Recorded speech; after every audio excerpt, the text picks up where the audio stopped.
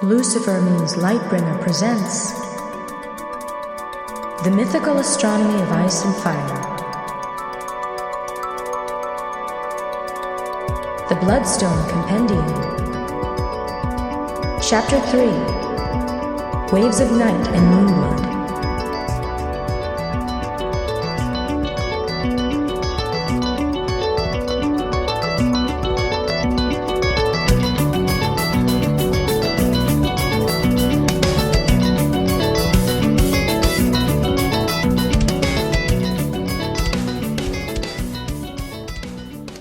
Hey everybody, thanks for joining us today on the third episode of the Mythical Astronomy of Ice and Fire podcast. If you've enjoyed the first two podcasts, then congratulations.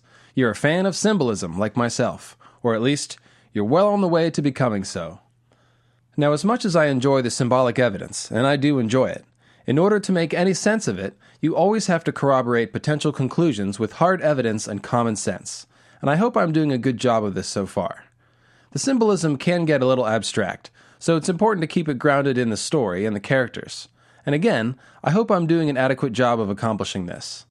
I will have some podcasts and essays in the future which deal primarily with hard evidence and logistics, instead of so much decoding of symbolism and metaphor, in case you were wondering. But we've certainly been waist deep in it so far. If you found some of the symbolic stuff a bit challenging or abstract, let me say thank you for wrestling with it. We choose to go to the moon in this decade and do the other things, not because they are easy, but because they are hard. George's symbolism does get easier as it goes along, because he's using a consistent vocabulary of symbols, and once you learn those, you've pretty much got the hang of it. Consider the difference between a book and a movie. In a movie, you don't have to spend precious dialogue describing the background, the character's clothes and posture, the sky and the flowers, etc. All of that is done visually. When you're writing a book, on the other hand, there's a constant challenge to create vivid scenes in the mind of the reader without spending too many words describing the drapery and everyone's outfit and all the food. Well, I guess you have to pick your battles. If you spend a lot of words on the food, you have to economize elsewhere, or else you can bog down the story. It's a balance, of course. The proper amount of describing the drapes provides pacing to the story so it doesn't go too fast, and a few well-chosen details can give our imaginations a foundation to create a vivid mental picture of the setting. Doran Martell describes himself as the grass in which his brother, the Red Viper, can hide. In this way, describing the drapes is the grass in which important clues and ideas can be hidden, and skilled authors like George R.R. Martin are in fact experts at hiding snakes. And yes, he's known to hide them in descriptions of food. Symbolism adds a third dimension to this phenomena, because a single word or phrase can carry with it many extra layers of importance. We've examined the ramifications of Lightbringer as a sword and a torch, or the idea of a bloody sword representing battle and impregnation both. A blue rose isn't just a blue rose in A Song of Ice and Fire. If someone hands Arya or Sansa a blue rose in the next book, we'll immediately think of Lyanna and the Bale the Bard story and begin looking for parallels. Indeed, symbols can be quite useful for drawing parallels between different scenes, locations, and characters. Much of my process involves identifying these key symbols and families of symbols, tracing their appearance across the novels and analyzing their context, and then trying to figure out what the hell George is saying to us with all of it. One conclusion which I have arrived at through doing this is that George is making use of the concept of archetypes, and that he has essentially created his own A Song of Ice and Fire archetypal characters who each have their own family of symbols. We've talked a lot about the Solar King and the Moon Maiden, the Azor Ahai and Nissa Nissa archetypes, respectively, and that's a good example of what I'm referring to. It's helpful to realize that George is using archetypes and to figure out what they are, because they act as a kind of master template for all the symbolism floating around in the books. It's what allows us to make sense of the fact that Stannis, Beric, Jon Snow, Bloodraven, Rhaegar, and Aegon the Conqueror share so much symbolism, because we see that they are all referring back to the Azor Ahai archetypal template. So here's how I approach this. The symbols which are identifiable as Azor Ahai symbols, like the flaming sword, let us know that a person is playing into the Azor Ahai archetype. If a person has a flaming sword, we better take a look and see if there aren't more Azor Ahai symbols. All manifestations of Azor Ahai will have several symbols in common with most of the others. This is how we know who's in and who's out. Once we have identified several Azor Ahai impersonators throughout the story, we can gather them together and look at what they have in common and attempt to fill in the gaps of what we know about the original Azor Ahai and his sword. By tracing all these things which symbolize Lightbringer, we have gained a sense of what it's about, and we've been able to figure out that the story about it is at best misleading, and at worst, a complete lie. It's about darkness and death and shadow, about drinking blood and drinking light, not restoring light and love to the world as we are told. At least, that's what the symbolism would have us believe. As I said, we have to corroborate the conclusions that the symbolic evidence seems to point at with hard evidence and common sense. The astronomical interpretation of this myth dictates that the breaking of the moon by cometary impact should be the cause of the long night, not the cure. When a large enough comet or meteor impacts the Earth, the debris clouds the sky and blocks the sun, sometimes for years. When the fiery comet plunged into the heart of the second moon, all was briefly engulfed in flame, only to have the darkness fall soon after. All of that squares with the symbolic evidence pointing to Azor Ahai as the villain, and Lightbringer being a sword that brought the darkness. Now common sense would dictate that a man who stabs his wife with a sword to work blood magic is, at best, stretching the idea of a Machiavellian antihero to the breaking point, and at worst, exhibiting telltale signs of depraved villainy and psychosis. The legend also says Azor Ahai broke the moon when he tempered Lightbringer in Nisinus's heart, and common sense would again dictate that this is not a heroic deed of valor, breaking the moon. Finally, common sense would also take a good hard look at people willing to burn children alive to wake dragons, or suck away people's life fires to birth unnatural shadow assassins, and assert that these folks probably aren't the ones we should trust to define what it means to be heroic. And that's pretty much how I deal with the symbolic evidence, and how I attempt to keep it rooted in the fundamentals of the story. I utilize multiple lines of evidence to ensure that we are interpreting the symbols and metaphors in a way that makes sense with the narrative themes of the story. At the end of the day, just like any theory about the books, it has to make narrative sense.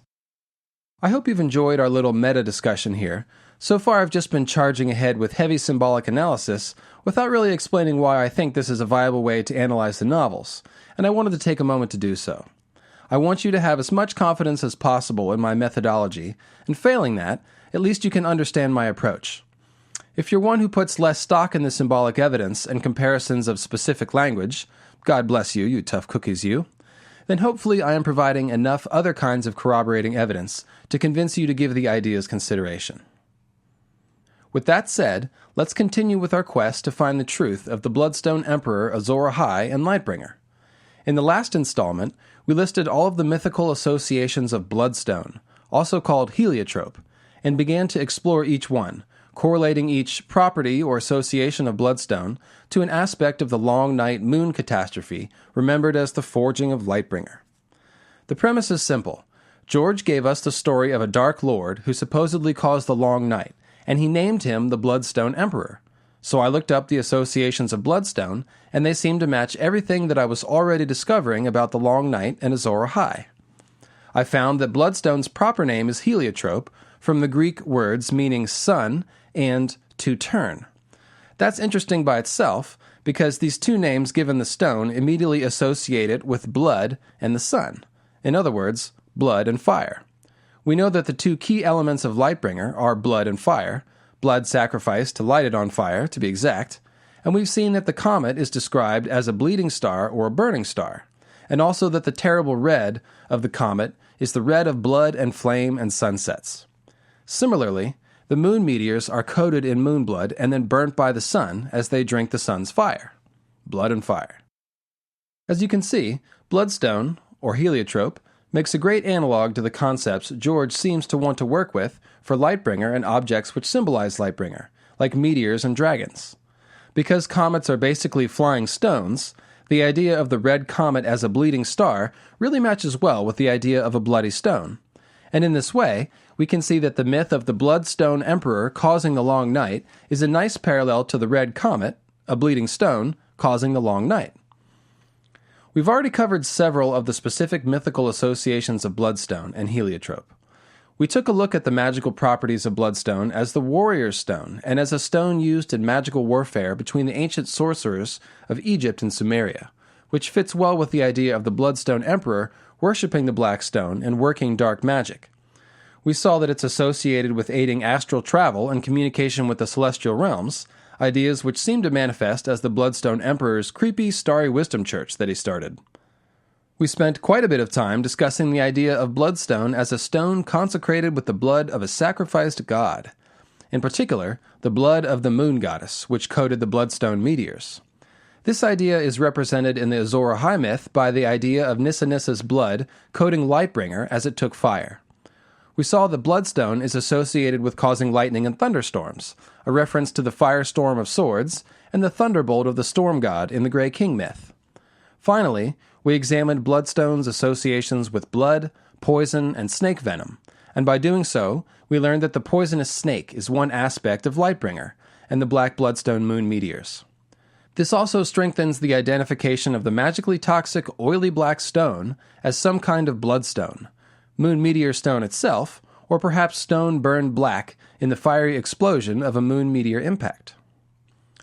I've saved a lot of the coolest Bloodstone ideas for this episode, so let's get started. As usual, you can follow along with this podcast on my WordPress page, lucifermeanslightbringer.wordpress.com, where I've posted the matching text of what you'll be hearing today, plus a few pictures and links. The Amethyst Koala, who has done the readings on the first two podcasts, is also an Amethyst college student, and she was a bit busy this week, so I hope you'll join me in welcoming to the program Lady Nightwind, who will be performing the readings from the text today. Our music is again provided by Animals as Leaders. My thanks to both of them, to George R.R. Martin for writing the books, and to you, the listener. Section 1. Pliny the Elder, Bloody Sun Mirrors, Eclipses, and Sun Drinking.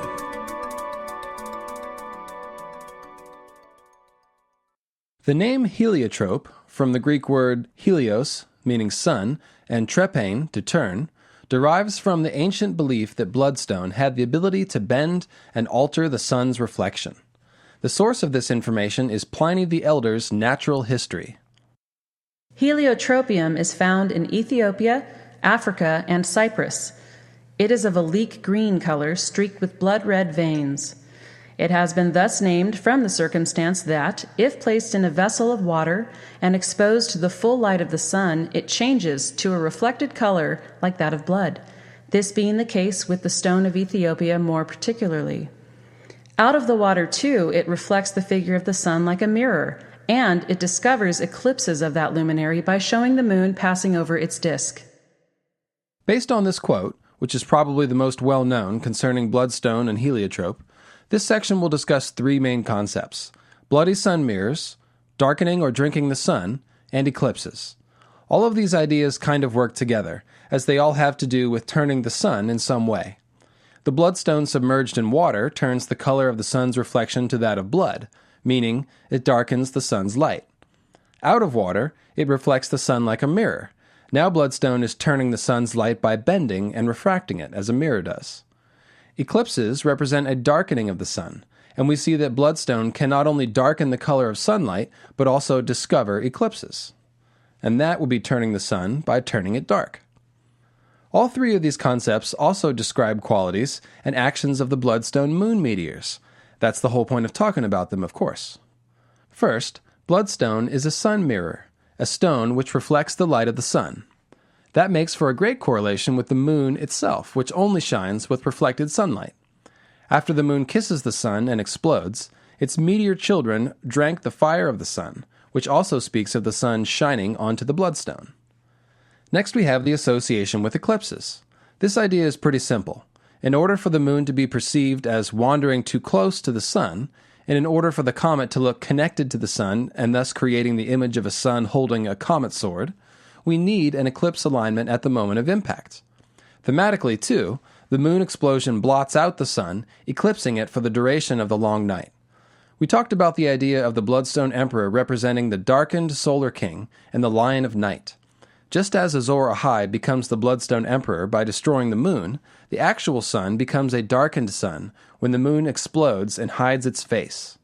This idea of a darkened sun spills out into various related ideas about shadow and drinking light, black fire or shadow fire, etc. anything which darkens or drinks the light, anything which inverts the bright qualities of fire and light.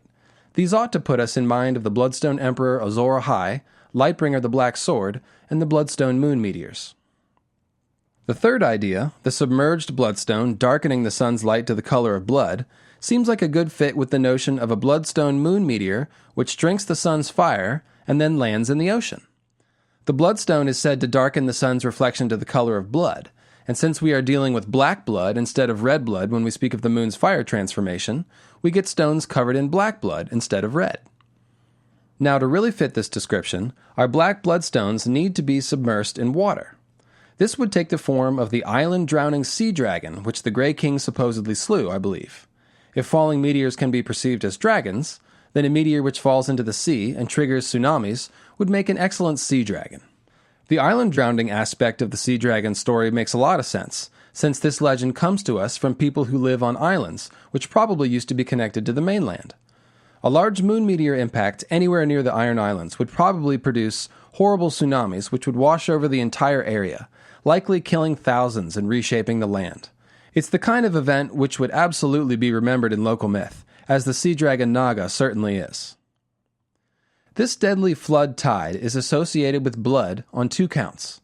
First, it was triggered by the drowning of the moon, the impact of bloody moon meteors in the ocean. Secondly, the ensuing flood itself can be perceived as a blood tide, specifically, a tide of moon blood. We're going to be tackling quite a lot of symbolism, so keep in mind that there are three actual, physical, non-metaphorical things which we are really talking about here. The moon meteors, the floods they caused when they landed, and the darkness that they caused when they landed. We're kind of always talking about the original Azor Ahai and Lightbringer, that's a given, but keep the meteors, floods, and darkness in mind as we go along. I believe there's an overarching Lightbringer motif of blood and darkness, and of red and black, and that this pertains to the floods and the darkness triggered by the moon meteors in particular.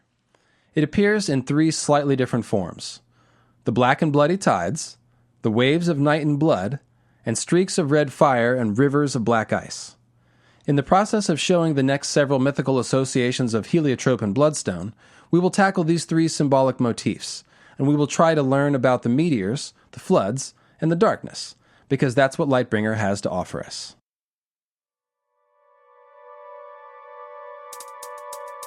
Section 2.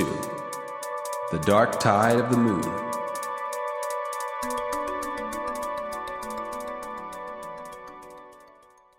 We've seen that symbolically speaking, the moon bleeds and burns when it is stabbed by the Lightbringer comet, and that the blackened moon blood then coats the black moon meteors. This makes them bloodstones in the sense that they are now consecrated with the blood of the dying moon goddess.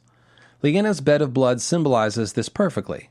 It's the place where the moon maiden dies, bloodying the stones, but also the place where Azor Ahai Reborn and Lightbringer emerge from, Jon Snow in this case. So too for the bleeding and burning heart of Nissa Nissa, the scene of her death and the birth of Lightbringer. Like the meteors, Lightbringer is covered in Nissa Nissa's blood as it is born. But the moon blood is not done, oh no. The symbol of the moon blood does not end with bleeding on the bloodstones, meteors, and swords. It also represents the floods triggered by the sea dragon impact, the drowning of the moon. The idea of a bloody tide caused by a bloodstone meteor fits well with the idea of bloodstone creating the image of blood in the water, which we saw in Pliny the Elder's quote just now. Stick a bloodstone in the water, and you get blood in the water. That's the idea. But of course it's not just blood in the water, but a dark, bloody tide. This is like a trumped-up version of the fact that the normal tides are produced by the moon's gravity. Moons in the sky produce normal tides, but drowning moons produce bloody tides. The image here is of blood in the water, a bloody stone in the water, etc. I actually think that Melisandre's vision of a dark tide in A Dance with Dragons contains important clues about this very thing. Visions danced before her, gold and scarlet, flickering, forming and melting and dissolving into one another, shapes strange and terrifying and seductive. She saw the eyeless faces again, staring out at her from sockets weeping blood. Then the towers by the sea, crumbling as the dark tide came sweeping over them, rising from the depths. And later in that chapter, when she's describing her vision to Jon Snow, I saw towers by the sea, submerged beneath a black and bloody tide. I mentioned last time that the tops of towers and mountains can be used to symbolize the celestial realm, and so a crumbling tower can certainly symbolize a falling heavenly body, as it did at the long-fallen Tower of Joy. The towers by the sea in Mel's vision are submerged by the bloody tide, which also recalls the bloody stones of the Tower of Joy scene. Both are crumbled towers covered in blood. The Tower of Joy symbolized the moon death and the forging of Lightbringer, and I believe this vision does so as well. To corroborate this conclusion, check out the clear Lightbringer symbols with which the vision ends. Through curtains of fire, great winged shadows wheeled against a hard blue sky. 1,000 red eyes floated in the rising flames. The red priestess shuddered. Blood trickled down her thigh, black and smoking. The fire was inside her, an agony, an ecstasy, filling her, searing her, transforming her. Shimmers of heat traced patterns on her skin, insistent as a lover's hand. These ideas all have terrestrial meanings. Mel is literally seeing dragons flying, a likely reference to Dany's dragons fighting the others. And the 1,000 red eyes refer to Bloodraven's 1,000 eyes in one, and there's even a mention of his wooden corpse white face to go along with it.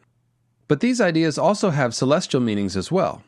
The 1,000 red eyes surrounded by flame is our 1,000 dragon meteor shower, and the dragons as winged shadows is a reference to the black dragon meteors, which bring darkness, and this in turn relates to the concept of eclipsing the sun.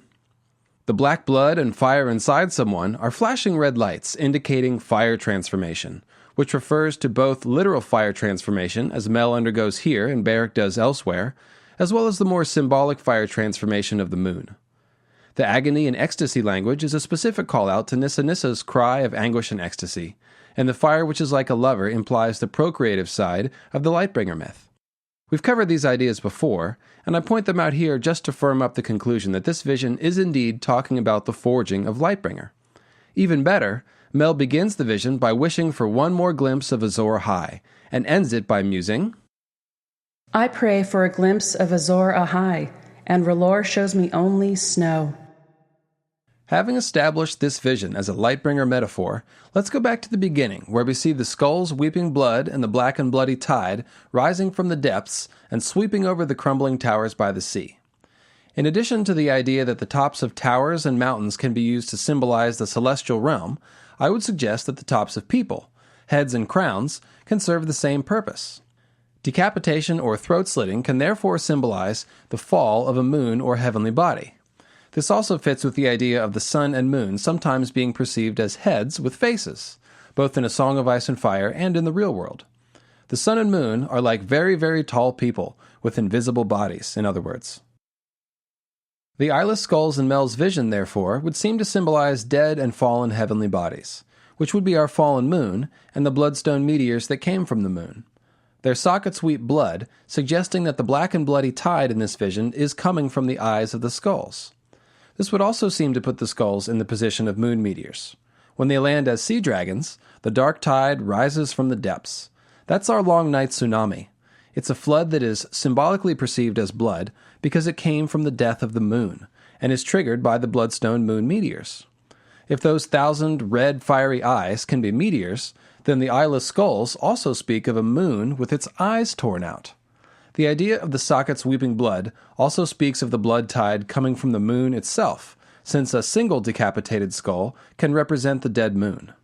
And later in this chapter, they find the decapitated heads of 3 Night's Watch brothers stuck on spears of ash wood. Where their eyes had been, only empty sockets remained, black and bloody holes that stared down in silent accusation. A head mounted on a spear makes for a great comet symbol, and it's one Martin has used a few times. The shaft of ash wood creates the image of a trail of ash behind the head of the comet, while the head represents the actual meteorite, just as the eyeless skulls do. And just as the eyeless skulls of Mel's vision weep that black and bloody tide, here we see that the empty sockets of the severed heads are black and bloody holes. This is what I meant about Martin's use of symbolism being internally consistent. He often gives us different versions of the same symbol in close proximity so that we can piece everything together. The black and bloody sockets even stare down at Jon and the rest, like stars gazing down from the heavens. The black and bloody tide first falls from the heavens, and then it rises from the depths. This is that two-part association with the blood tide that I was referring to. First, bloody meteors fall from the sky, then they trigger a bloody tide from the ocean. Basically, Lightbringer is like the fat kid at the pool, doing a massive cannonball off the diving board, except that the pool is filled with blood and everyone dies. Well, almost everyone. That's what you get for calling people fat. That's really mean, and you should have known better. Totally inappropriate. So the moon is a little round. Hey, it's just big boned, you know? Fatively plant. Martin often seems to hide complementary symbols and concepts in his sigils and house words, particularly of obscure houses. For example, there's a house Black Tide on the Iron Islands. We know of two Black Tides, Baelor Black Tide and Blind Baron Black Tide, one of Aaron Damfair's drowned men. Their sigil is an interlocking pattern of black on green, creating the image of black tides flooding green lands. This idea manifests again with Baelor Black Tide. Nightflyer was seized, Lord Blacktide delivered to the king in chains. Euron's mutes and mongrels had cut him into 7 parts to feed the 7 green land gods he worshipped. A black tide to feed the green lands, once again, and associated with sacrifice. Baelor being cut apart to make the black tides is very similar to the moon being cut up to make the black Bloodstone meteors. These moon meteors were night flyers, all right, just like the name of Baelor's ship. Damfair himself prophesies about this dark tide in A Clash of Kings. Aeron Damfair raised his arms. And the waters of wrath will rise high, and the drowned god will spread his dominion across the green lands. As for Blind Baron, the drowned man, we've just been given the image of the moon's eyes being torn out and its socket sweeping the black and bloody tides, as well as the moon being drowned to unleash the dark tide.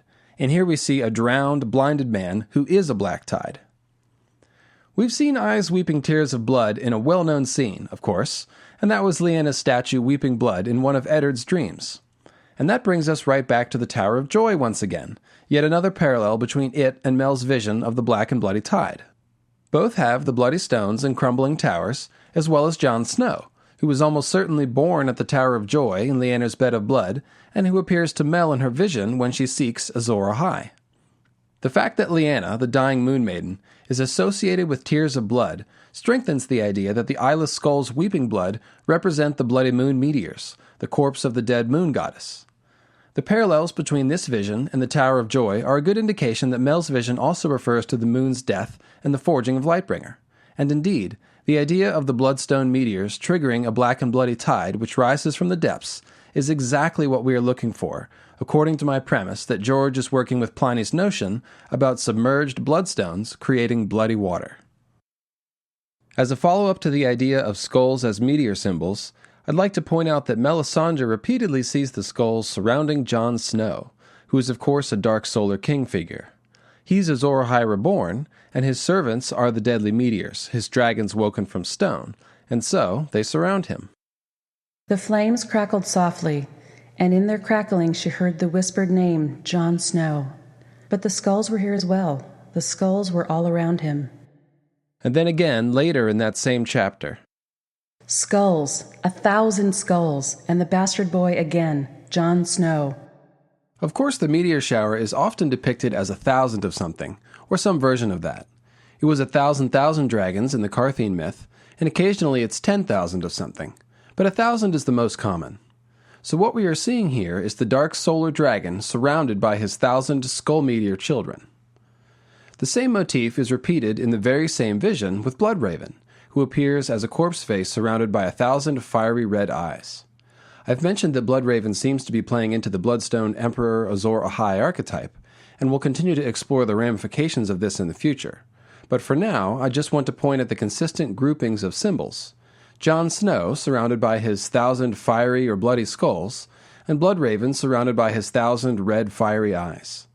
Also notice the watery language of Bloodraven's eyes in Mel's vision. It says, 1,000 red eyes floated in the rising flames. That's very similar to the blood tide of skulls rising from the depths that we saw in that same vision. Section 3. Crescent Moons, the Tauroctony, and the Remaking of the World.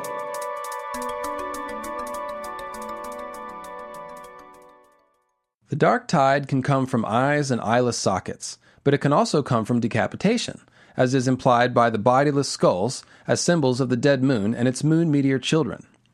Bran's vision of Sir Gregor as a stone giant with an empty helm in a Game of Thrones is quite instructive. Behind the visor there was only darkness and thick black blood. This foreshadows Gregor's literal beheading and the blackening of his blood through the Red Viper's poison spear, but it also gives us the black and bloody tide motif again, and associated with decapitation. As we'll see when we break down the Mountain and Viper trial by combat, Sir Gregor the Stone Giant is a tremendous moon symbol. That's right, not all moon symbols are feminine, and not all solar characters masculine either. Nymeria, who brought the sun sigil to Dorne and sat in the sun-shaped throne, is a good example, and of course we talked about the Maiden Maid of Light of Eastern legend being a representation of the bright face of the sun. Male or female, it makes no matter. Decapitating a moon character leads to darkness and black blood, another way of saying black and bloody tide. We've made a habit out of referring to Mithras near the beginning of each essay, and it seems we need to do so again. Many of the Azor Ahai and Lightbringer ideas are drawn from Mithras, and the idea of a blood tide covering the earth is to be found in his story as well. Besides rock-born Mithras with his sword and torch, which we took a look at last time, the other very famous depiction of Mithras, the one in which he appears in over 60% of all Mithras statues, is called the Tauroctony, the slaying of the white bull. This is a highly astronomical scene, packed with symbolism, just the sort of thing we go for around here. As Mithras slays the bull, the sun and moon look down in favor, and the 12 constellations of the zodiac usually frame the scene. The bull, as well as the scorpion, dog, and snake in the scene, are thought to refer to constellations. The exact meaning of the scene and its various elements are the subject of much scholarly debate, of course, but it's well known that the observation of the stars was a central part of Roman Mithraism. They've even been called an astronomy cult.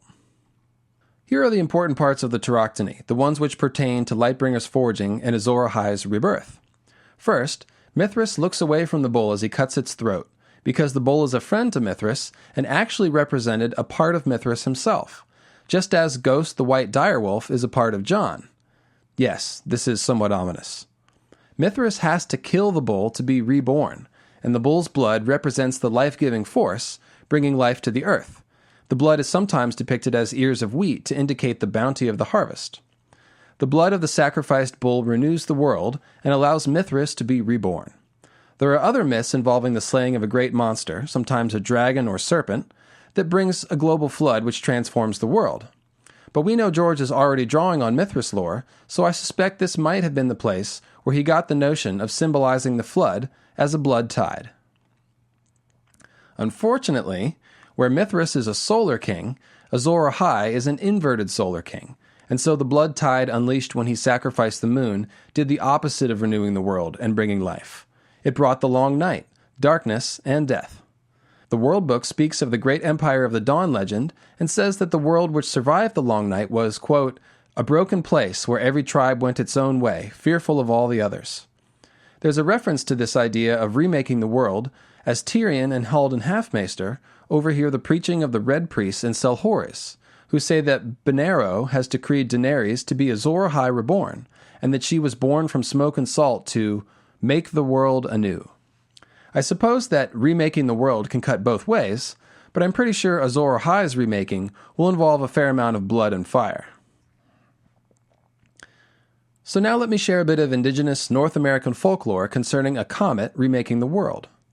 This information is from Graham Hancock's newest book, Magicians of the Gods, which I very highly recommend, and I'm borrowing here from an editorial he wrote for DailyMail.com about the book.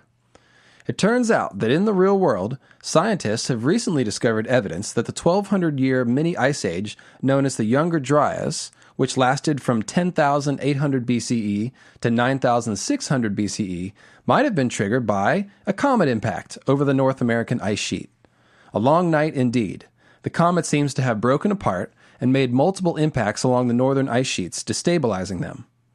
As a result, large parts of the continent were simply erased with unfathomably violent flooding, and the ocean received vast amounts of ice-cold water, which disrupted the ocean currents.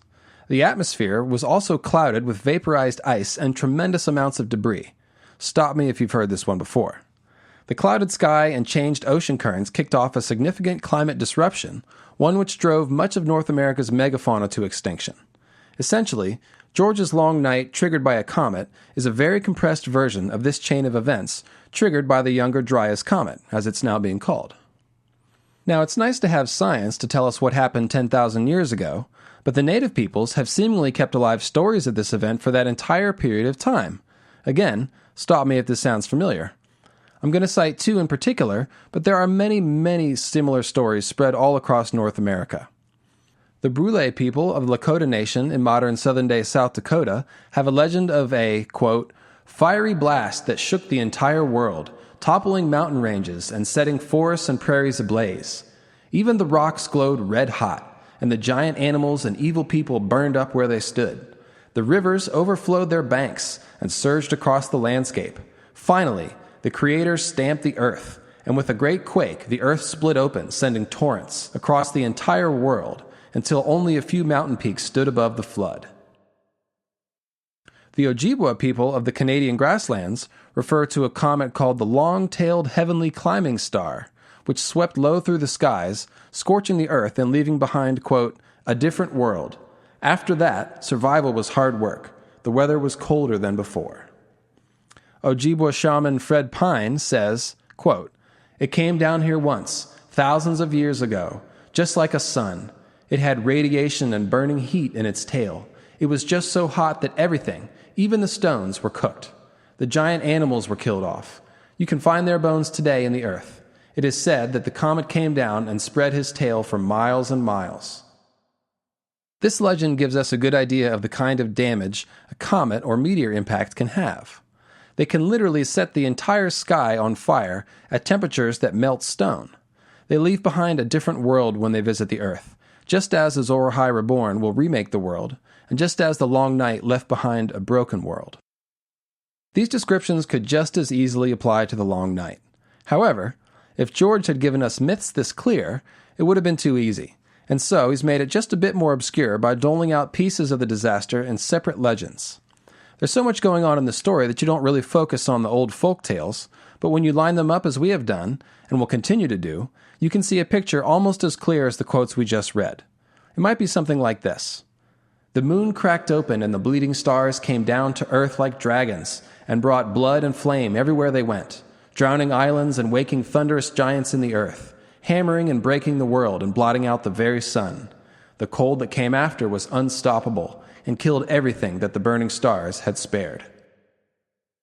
Also, notice in the previous quote that the comet was just like a sun. A second sun, you might say, or perhaps the sun's son. The Second Sons are, of course, a sellsword company in service to Daenerys, and Quentyn is described by Quaithe as the sun's son, because he's a child of House Martell with their sun sigil. I have a feeling those are all references to the comet, the sun spear, being like a second sun in the sky, as the Ojibwa myth describes their comet experience. Just as the Dothraki say that one day the other moon will kiss the sun and crack as the first one did, the Ojibwa also prophesy a return. Quote, the star with the long, wide tail is going to destroy the world someday when it comes low again. So not only has this myth shaped the past of the Ojibwa and the other peoples of North America, it continues to shape their perception of the future. As you can see, George's use of mythical astronomy, which we've been chasing down in all of these podcasts, has plenty of precedent in the real world. I believe that George is essentially showing us a medieval society without the advantage of modern science to explain what happened 10,000 years ago. All we have is the folklore and scattered bits of hard evidence, just as we did in the real world until very recently. The moon destruction scenario is remembered all over the world, but George has cleverly hidden it in the folklore and legends, and then has been sure to heap plenty of scorn on anything heard at a woman's tit. But it's all right there, as we've been discovering. The moon's sacrifice led to tides of blood and darkness. Let's return to the Tauroctony and Mithras' slaying of the white bull, whose blood remakes the world. It's easy to correlate the slain bull with the moon, because after Mithras kills the white bull, it actually becomes the moon. Simple enough. The moon and the bull are sacrificed, and a blood tide washes over the earth. The correlation between the Mithras story and the Long Night story is striking. The association between the moon and horned animals like cows, bulls, stags, boars, and goats is actually one of the most widespread notions in all of world mythology. When the moon is a crescent, it's called a horned moon because it resembles the horns of these sacrificial animals. In Egypt, lunar deities like Isis are depicted with cow horns to denote their lunar associations. The Egyptians also have a tradition of slaughtering the sacred bull, which they called Apis. His blood and sacrifice were also associated with harvest and fertility, and with the rebirth of the dead king, again, just as with Mithras and the white bull. Even more interesting is the idea that Apis was conceived by a ray of sunlight, while his mother was supposedly conceived by a flash of lightning from heaven, or by moonbeams. This is all right in the wheelhouse of the Lightbringer meteors, conceived by sun and moon, fallen to earth like a thunderbolt. It's just the kind of myth that George would find useful and be able to rope into his own evolving mythos. It's also no coincidence that at Jon's birth at the Tower of Joy, we find a white bull being slaughtered, Sir Gerald Hightower, the White Bull. That's a pretty great shout-out to the Mithras legend. Calling Gerald a tower is even better, as it alludes to the heavenly realms. Better still, the light of the Hightower's beacon, and that's the actual Hightower in Old Town, is described in A Feast for Crows as a hazy orange moon. It seems like George has gone out of his way to equate the white bull with the moon, and the sacrifice of each with the birth of Azor Ahai reborn. There's another shout-out to this idea when Arya is getting her tour of the various temples in Braavos, which is where we found another Mithras reference last time, that of three-headed trios. Beyond it, by the canal, that's the temple of Aquin the Red Bull. Every 13th day, his priests slit the throat of a pure white calf and offer bowls of blood to beggars. So, in the Temple of the Bull, we slit the throat of a white calf, and people drink the blood as nourishment, or perhaps as a way to invoke divine favor. That's a very close analog to the Tauroctony. Lest we forget, Lightbringer the sword supposedly drank Nisinissa's blood, which is why we see blood-drinking ideas here and there. The curved horns of the bull evoke the crescent moon, but they also evoke the curved knives which were often used in ritual sacrifice. The moon was a crescent, thin and sharp as the blade of a knife. 4 different times in Bran's final chapter of A Dance with Dragons, we get this description of the moon. That chapter is basically a montage, with the moon descriptions breaking up each mini-scene. That chapter concludes with this vision. Then, as he watched, a bearded man forced a captive down onto his knees before the heart tree. A white-haired woman stepped toward them through a drift of dark red leaves, a bronze sickle in her hand. "No," said Bran. "No, don't!" But they could not hear him, no more than his father had. The woman grabbed the captive by the hair, hooked the sickle round his throat, and slashed. And through the mist of centuries, the broken boy could only watch as the man's feet drummed against the earth. But as his life flowed out of him in a red tide, Brandon Stark could taste the blood. So there's the blood tide unleashed by sacrifice, echoing the bloody tide unleashed by the sacrifice of the moon. The sacrifice in Bran's vision takes the form of a throat slitting, and with the sickle-shaped blade, a thin and curved blade, just like the crescent moon. We've also got the blood drinking again, as with Aquin the Red Bull. We find another slaughtered bull in A Dance with Dragons in the form of little Walder Frey, the big one. He's the one whose mysterious murder sets off the Freys and Manderleys in Roose Bolton's Winterfell. "He was butchered like a hog," says Sir Hosteen Frey. The thing is, in an earlier chapter in the same book, during Ramsay and Jane's travesty of a wedding, the mist plays tricks with Theon's eyes, and he perceives everyone very strangely, and little Walder appears in the form of a red bull. No matter what color the bull, it seems the fate is the same: cold butchery. There's a matching story in the World of Ice and Fire about one of the children of Garth the Green, Bors the Breaker, who founded House Bulwer. Supposedly, Bors drank so much bull's blood that he grew a pair of shiny black horns, and this bull's blood supposedly gave him the strength of 20 men. Again, we see the same ideas: horns, sacrificing bulls, drinking their blood, and a kind of transformation.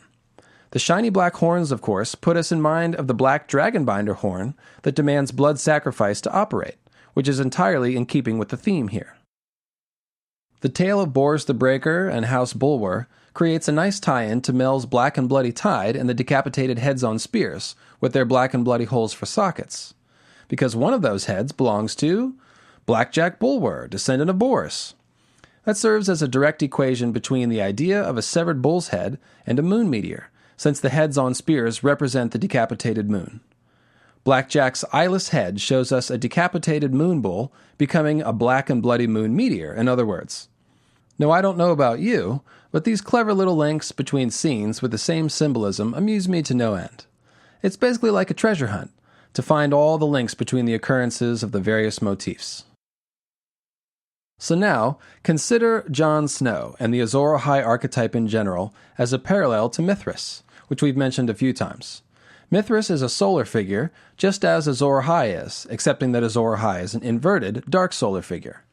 Jon has a white animal familiar, Ghost, who is a part of him, just as the white bull is a part of Mithras. The white bull is sacrificed in order to resurrect Mithras, so... awkward silence. It may be that Jon's resurrection will come at a heavy price.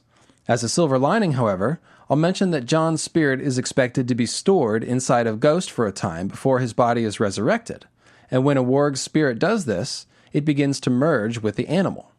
In other words, I think that it's likely that if this scenario comes about, what we will see is the wolf body being sacrificed, and the merged Ghost Jon's spirit will be transferred back to Jon's resurrected body. So it's not quite as sad if that turns out to be the case. Unfortunately, there's a bit of foreshadowing of this when Arya is down in the underbelly of the Red Keep in A Game of Thrones, in the Chamber of the Dragon Skulls. She recalls a time when Robb led the other kids down into the Winterfell crypts. Old Nan had told her there were spiders down here, and rats big as dogs. Robb smiled when she said that. There are worse things than spiders and rats, he whispered. This is where the dead walk. That was when they heard the sound, low and deep and shivery. Baby Bran had clutched at Arya's hand. When the spirit stepped out of the open tomb, pale white and moaning for blood, Sansa ran shrieking for the stairs, and Bran wrapped himself around Robb's leg, sobbing. Arya stood her ground and gave the spirit a punch. It was only Jon, covered with flour. You stupid, she told him. You scared the baby. So that's ghostly Jon, the walking dead, a pale white spirit who makes a shivery sound. It's Ghost Jon. Going back to the scene of the 3 eyeless heads on spears, one of which is Blackjack Bulwer, we see more foreshadowing. His huge white direwolf prowled around the shafts, sniffing, then lifted his leg and pissed on the spear that held the head of Blackjack Bulwer. Oh no, Ghost! Not the one with the decapitated bull's head! Son of a... Say it ain't so, Ghost! There's actually a lot of foreshadowing around Jon's resurrection in general, so a dedicated study of all these scenes is called for, and might yield more clues about how it's going to go down. For now, I'll refer you to Radio Westeros Episode 6, called Jon Snow, Only the Cold, or the matching essay on their page, which deals with the mechanics of Jon's potential resurrection and the foreshadowing which indicates it. That's one of my favorite episodes there, so be sure to check that out. While we were talking about Mithras slaying the White Bull to be reborn, I had to mention the parallel with Jon Snow and Ghost. Sorry to be the bearer of bad news, but like I said, merged Ghost Jon is probably going to kick some serious ass, so there is that. Now, where were we? Bloodstone, bloody stones in the water, bloody tides from sacrificed moons. Okay, got it. Here's one more fun little tidbit regarding bloody moons and sacrifice. On the Iron Islands, we find House Winch, whose sigil is a bloody crescent moon on a field of purple. A winch is a thing which pulls heavy objects out of place. Now, we're going to need a very big winch for the moon, of course, but that's another essay. And that sigil. It's a crescent moon, which is literally in a bed of blood. Said another way, a moon crescent could be seen as a blade made of moon. Flaming sword moon meteors, in other words, the moonstones which were covered in blood, just like the crescent moon of House Winch. House Winch really does not do anything important in any of the novels, nor even in Ironborn history. Literally, the only noteworthy thing that George has written about them is their sigil, and I suspect that's because their sigil is the important thing about them. A bloody crescent moon is easy enough to understand, given what we've just looked at concerning sickles and crescent moons and blood sacrifice, and attached to the word winch, it speaks of pulling down the moon. The purple background may be meant to remind us of the Amethyst Empress and Daenerys, the purple-eyed moon maidens. The real-world phenomena of a blood moon is the result of the moon passing through the Earth's shadow, a kind of reverse eclipse where the Earth is eclipsing the moon. I'm not sure if this is part of George's thinking, but it's interesting, and so I thought I would mention it, because it ties together bloody moons and eclipsed moons. So, we're almost ready to start making very bad menstruation jokes. We are talking about moonblood, after all, but not quite yet. That will come later when we talk about the idea of a maiden flowering. To be honest, I might not need to make any bad jokes. Martin is already having a field day with this, but I probably will anyway.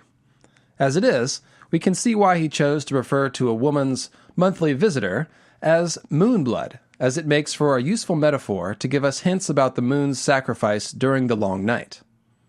In all seriousness, my purpose here is to introduce the concept of the black and bloody tide as being part of the long night shitstorm of magical and metaphorical disasters, and to show how it's directly related to moon sacrifice. We've seen it coming from eyes and sockets, as well as from decapitations and throat slitting. We've seen it come from the sky and from the depths. Bloody swords and bloody moons and bloody stones. Bloody blood everywhere. It's like some kind of lunar abattoir. Who else feels the need to wash their hands? See, what we're really doing here is learning the secrets of the bloody bed.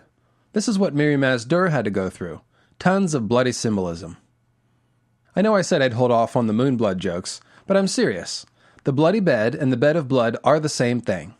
Lyanna's bed of blood is associated with her death, but it's where Jon is born. Melisandre says that she learned the secrets of the bloody bed as a way of referring to midwifery, while the Damphair thinks to himself that the world is a cold place where women brought forth short-lived children from beds of blood and pain. It's a core element of the Lightbringer monomyth, death and life. It's George's own take on the idea of the sacrificial bull whose blood renews the world. The bull dies, but he was part of Mithras, and Mithras is reborn. Remember that Jon's blue rose in the chink in the wall fills the air with sweetness, so perhaps there is a renewal on the way, even though the first blood tide seems to have brought only death and destruction.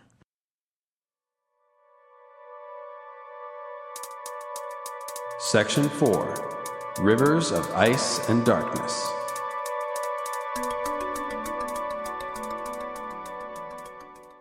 While we're discussing young Jon Snow, the Lord of Castle Black, I think that he's got his own version of the Black and Bloody Tide.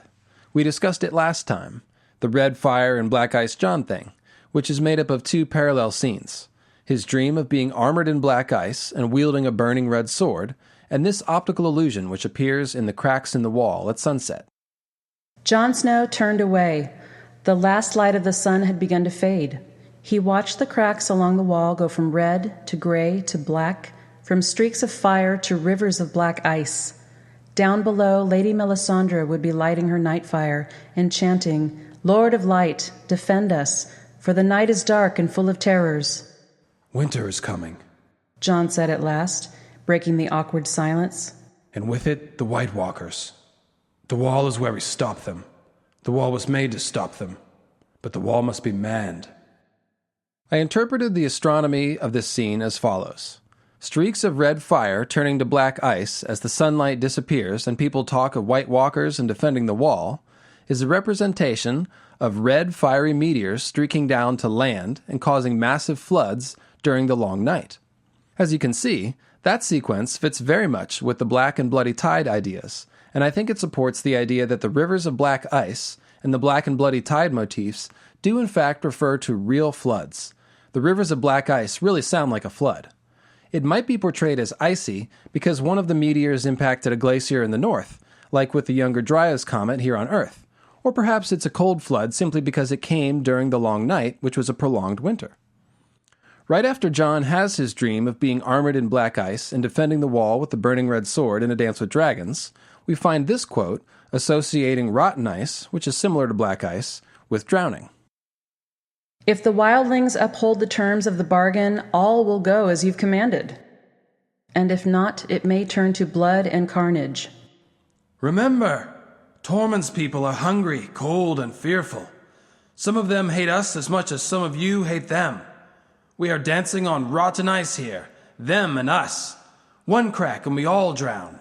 If blood should be shed today, it had best not be one of us who strikes the first blow, or I swear by the old gods and the new, that I will have the head of the man who strikes it."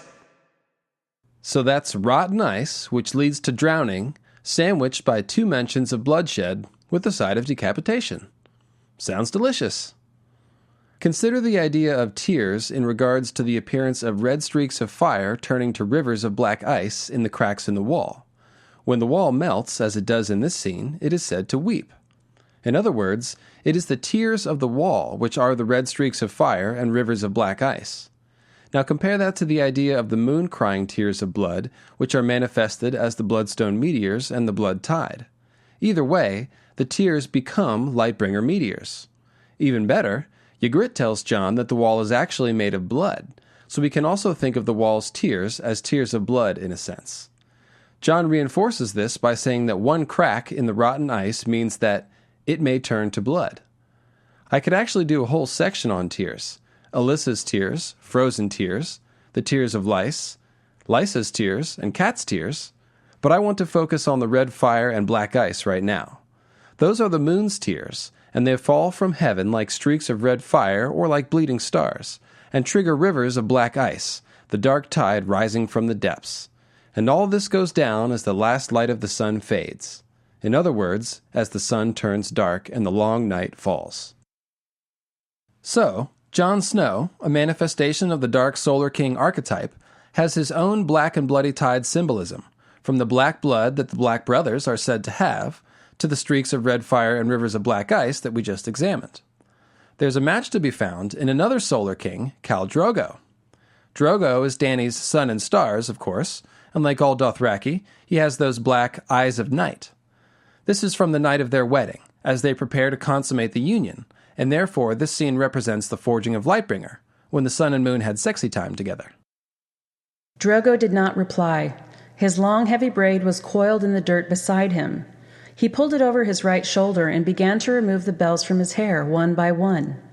After a moment, Dany leaned forward to help. When they were done, Drogo gestured. She understood. Slowly, carefully, she began to undo his braid. It took a long time. All the while he sat there silently, watching her. When she was done, he shook his head, and his hair spread out behind him like a river of darkness, oiled and gleaming. She had never seen hair so long, so black, so thick. The Solar King unleashes a river of darkness when he copulates with the moon. That river of darkness begins coiled, like a black snake, and then spreads out like black oil. The disappearance of the bells probably denotes the disappearance of the stars. I've been saving this quote for a while, to be honest. It's a real prize because it shows that George has had the oily black stone in mind from the very beginning, and not just in the form of the mysterious sea stone chair. The oily black river of darkness comes from the sun because the oily black stones came from the sun's impregnation of the moon, which caused the long night. It's a nice parallel to Jon's rivers of black ice that come from streaks of red fire as the last light of sun fades. 2 paragraphs before this, Dany notes that Drogo towered over her as he towered over everyone, placing Drogo and his river of darkness in the celestial realm where it should be, just as we saw with Gerald Hightower. The imagery of this scene is paralleled in another scene depicting Lightbringer's forging, where Dany eats the stallion's heart to give strength to the unborn baby Rhaego. Her stomach roiled and heaved, yet she kept on, her face smeared with the heart's blood that sometimes seemed to explode against her lips. Khal Drogo stood over her as she ate, his face as hard as a bronze shield. His long black braid was shiny with oil. Bronze shields have been compared to suns on several occasions, with the Karstark sigil, with Oberyn's shield, and with the molten eyes of the dragon Rhaegal, so it makes sense to use that symbol for Drogo's solar face. Before, Drogo towered over Dany. Here he stands over her. And again, his braid is associated with black oil. All this while Heartblood explodes and covers the Moon Maiden's face.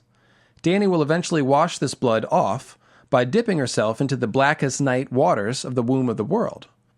Blood and black water, once again, as moons drown. The idea of Dany as a heart-eater makes sense when we think about the fact that meteorites are referred to as the heart of a fallen star. A bloody heart would be a bleeding star, such as the Red Comet. So when we see the Moon Maiden eating a bloody heart, we can think of the moon being force-fed the Lightbringer comet. It's a celestial cataclysm version of that scene in the movie Seven, with the spaghetti and...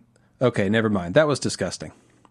Anyway, the notion of moon maidens as heart-eaters draws further parallels with Joffrey's sword named Heart Eater, which was replaced by Widow's Wail.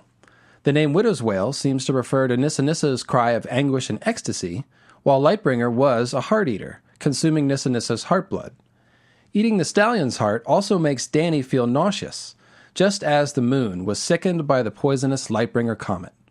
Her stomach even roils and heaves, just like a turbulent ocean, and since her stomach is filled with blood, we are of course talking about an ocean of blood.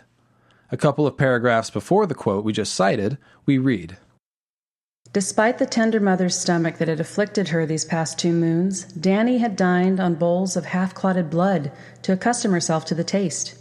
And Eerie made her chew strips of dried horseflesh until her jaws were aching.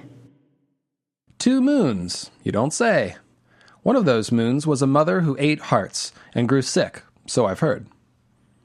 To wrap up Solar King Khal Drogo's symbolism, we see that not only does he unleash an oily black river of darkness, but he also finds himself with black blood at his time of death, as I mentioned last time.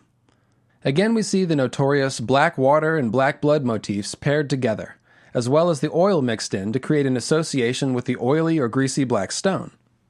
When Drogo burns in the pyre, he even lets loose greasy smoke, building on the connection between solar death and the greasy or oily black stone.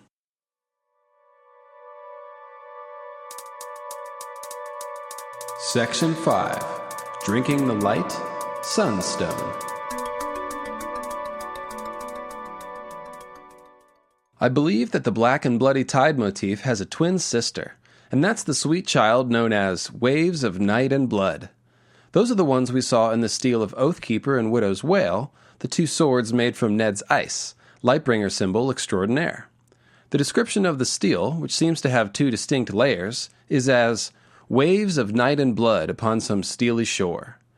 Like the Black and Bloody Tides motif, this creates the image of a dark, bloody flood that came in the long night.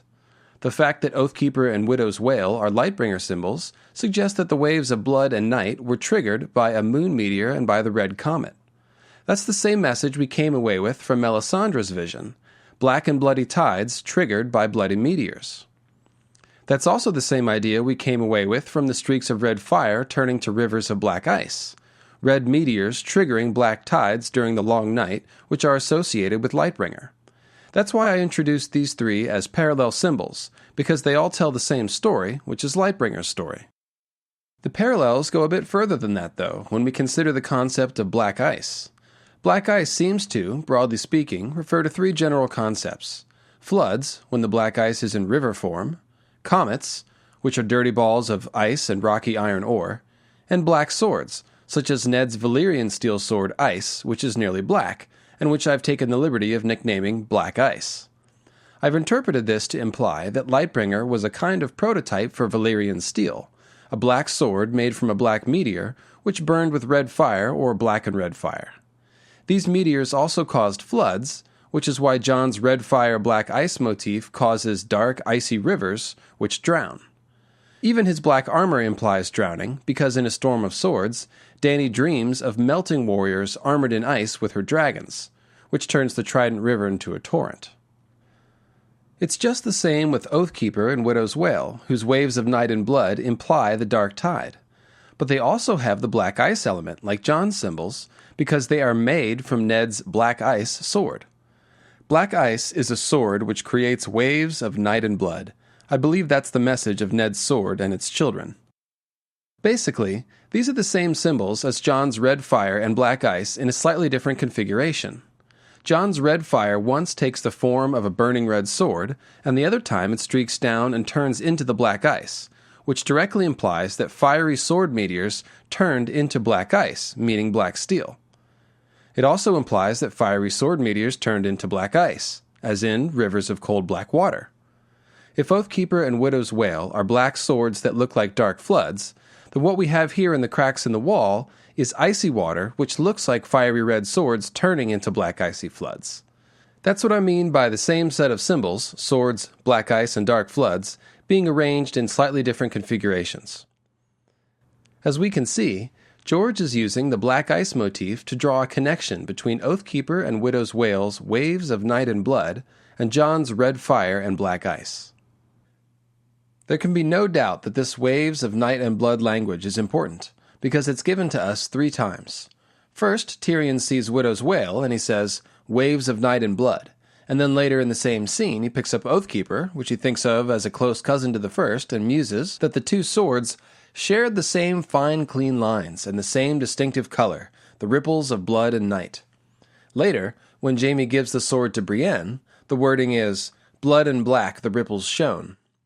I believe this precise choice of language exists because it is supposed to correlate with the black and bloody tide motif, which means that they both refer to the flood triggered by the meteor impacts.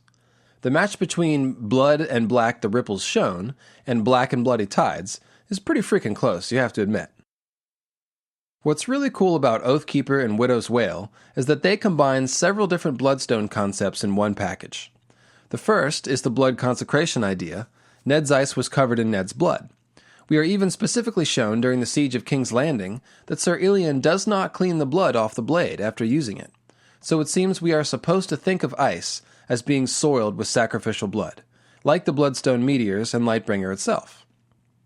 We also saw that Arya perceives the red comet, the bleeding star, as ice, covered in Ned's blood. So again, I think George is drawing our attention to ice as a bloody sword, and this association passes along to Oathkeeper and Widow's Wail, whose red is the color of blood. The second and third ways that the swords are acting like Bloodstone are from the Pliny the Elder quote, darkening the sun's reflection to the color of blood while submerged, and being a sun mirror. Add to this the general concept of turning the sun or turning in the sun, which is the literal meaning of heliotrope. Recall that the maiden maid of light, which is the sun, turned her back and hid her face from the world during the long night. In the scene where Solar King Jon Snow sees the red fire and black ice in the cracks in the wall, there's a line that says, "Jon Snow turned away. The last light of the sun had begun to fade." It's like Jon himself is the sun here, and when he turns away, the last light of the sun fades. Pretty cool. Now, I've quoted this scene where Tyrion first sees Oathkeeper a couple of times, and this probably won't be the last time either. As you listen, watch out for the watery language and for people turning the blade. In fact, this scene is basically a couple of lions turning the sword in the sunlight over and over again. Their solar, leonine gaze is matched by the sunlight streaming in through the windows. If you like, you can imagine Tywin and Tyrion wearing big fuzzy yellow football mascot lion heads as we read the scene. It's kind of more fun that way. The light streaming through the diamond-shaped panes of glass made the blade shimmer black and red as Lord Tywin turned it to inspect the edge, while the pommel and crossguard flamed gold. With this fool's jabber of Stannis and his magic sword, it seemed to me that we had best give Joffrey something extraordinary as well. A king should bear a kingly weapon. So, that's sunlight shimmering on the blade as solar figure Tywin turns the sword. We see a suggestion of a flaming sword with the flaming crossguard, and there's also a direct reference to Stannis' magic sword, Lightbringer. "That's much too much sword for Joff," Tyrion said. He will grow into it. Here, feel the weight of it. The sword was much lighter than he had expected. As he turned it in his hand, he saw why. Only one metal could be beaten so thin and still have strength enough to fight with, and there was no mistaking those ripples, the mark of steel that has been folded back on itself many thousands of times. "Valyrian steel?" Yes, Lord Tywin said in a tone of deep satisfaction. That's one more sword turning. Tyrion wondered where the metal for this one had come from. A few master armorers could rework old Valyrian steel, but the secrets of its making had been lost when the doom came to old Valyria. I've mentioned that the Doom may be serving as a kind of parallel to the Long Night disaster. The Doom was when the skies rained down dragon glass and the black blood of demons. And of course that makes a lot more sense when you think about a rain of black bloodstones instead of black blood. The rain of dragon glass complements this idea by creating the image of falling black blades, which are associated with both dragons and fire.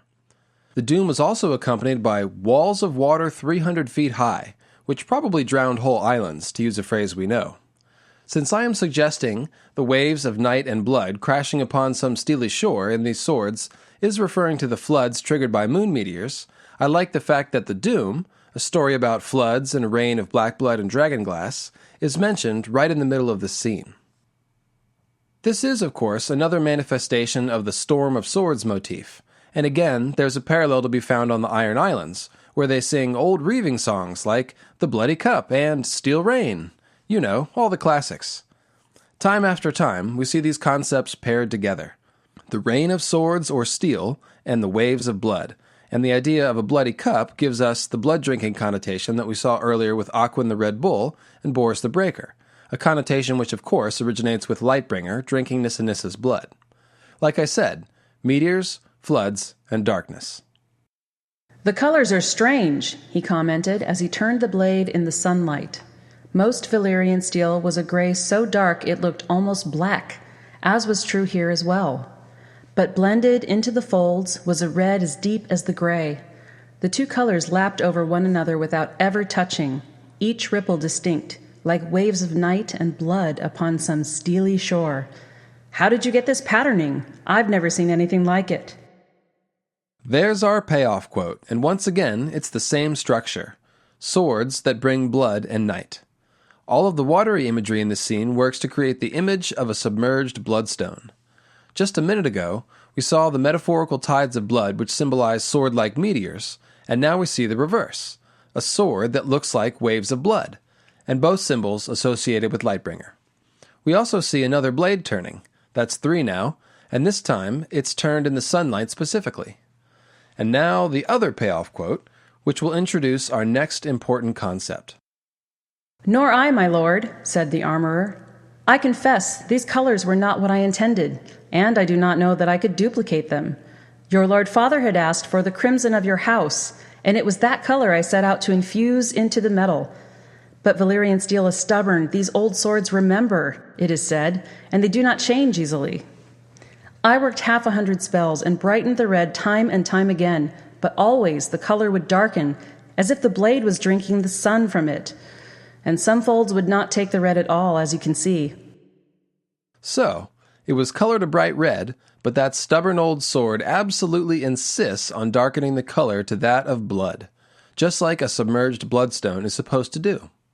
That's a pretty specific reference to heliotrope, and it's the kind of thing that should clear up any doubt about whether or not George is indeed mining the associations of bloodstone and heliotrope as a part of his Lightbringer mythos. Drinking the sun's light is very important, because the moon meteors drank the sun's fire. I've mentioned this before. You're not impressed. Well, that was before we were thinking about bloodstone as something which darkens the sun's light. We are about to get into plants which are said to act heliotropically because their flowers and leaves very noticeably turn to face the sun throughout the day, the better to drink up its light. Another related concept is the idea of bloodstone as a sunstone, a stone which soaks up the sun and is therefore imbued with solar energy. These are all types of light drinking. The list of things which drink the light in A Song of Ice and Fire seems carefully chosen when you take a look at them, and I believe that they all refer to moon meteors or things burnt by moon meteors.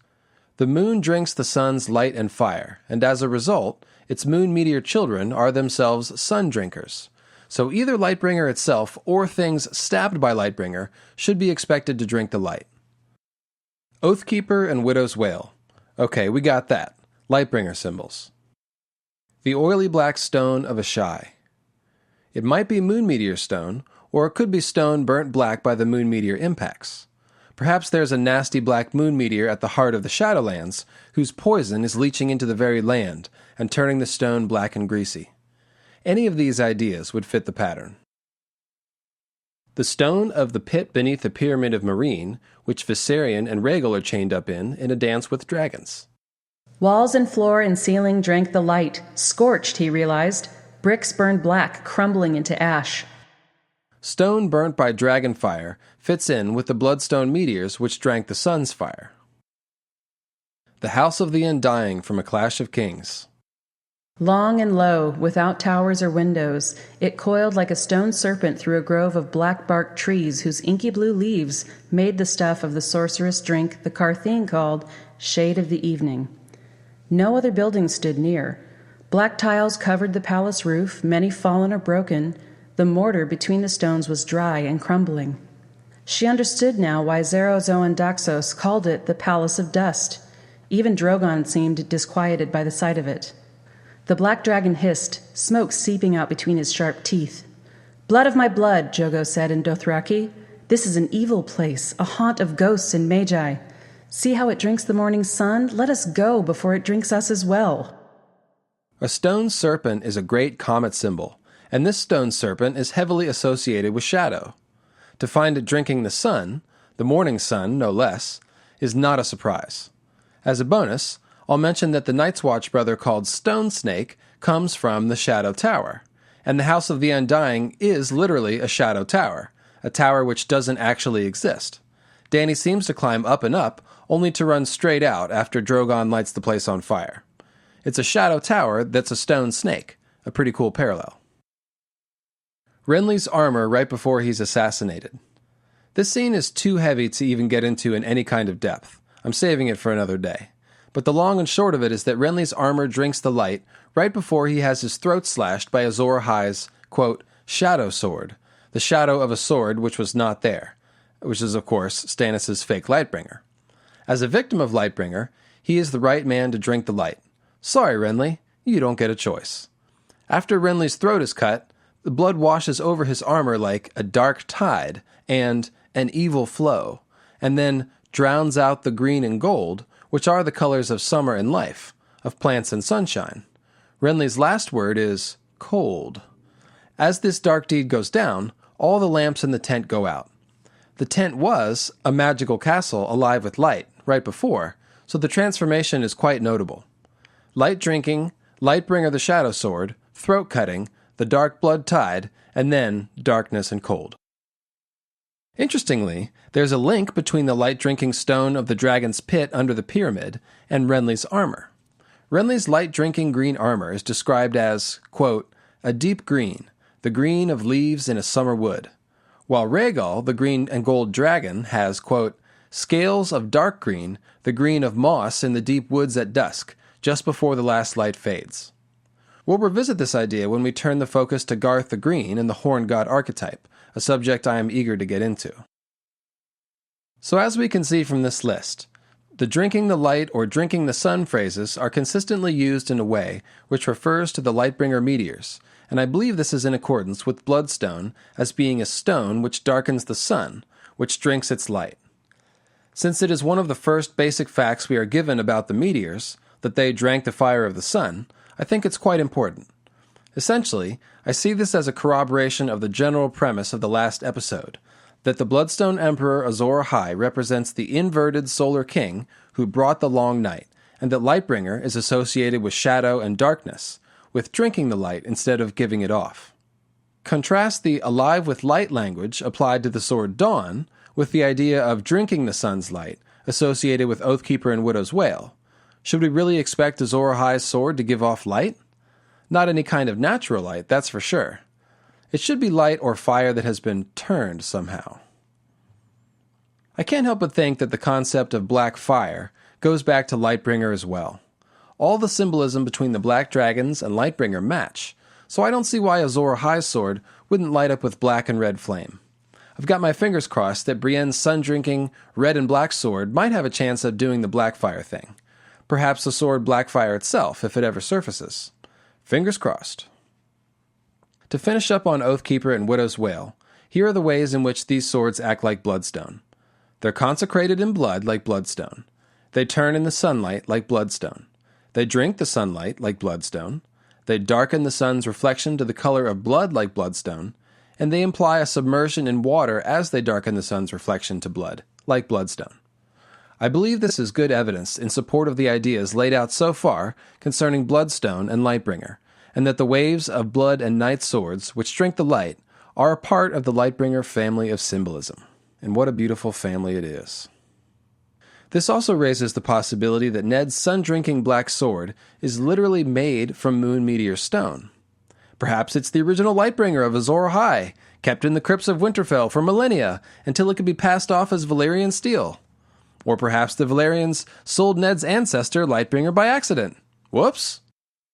So now I'm picturing some silver-haired Valyrian intern getting fed to a dragon by his superiors for selling Ned's great-granddaddy Lightbringer by mistake. Sorry about that. You're fired. Or perhaps all Valyrian steel has black meteor stone in it. That's more likely to be the case. It's hard to know because we haven't seen anyone else try to color another Valyrian steel sword, as Tobbo did to Ned's sword, so we don't know if the weird way Ned's sword acts is unique or not.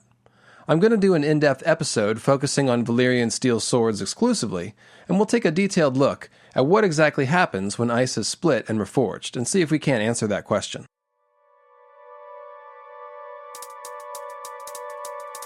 Section 6. The Black Dread Reborn.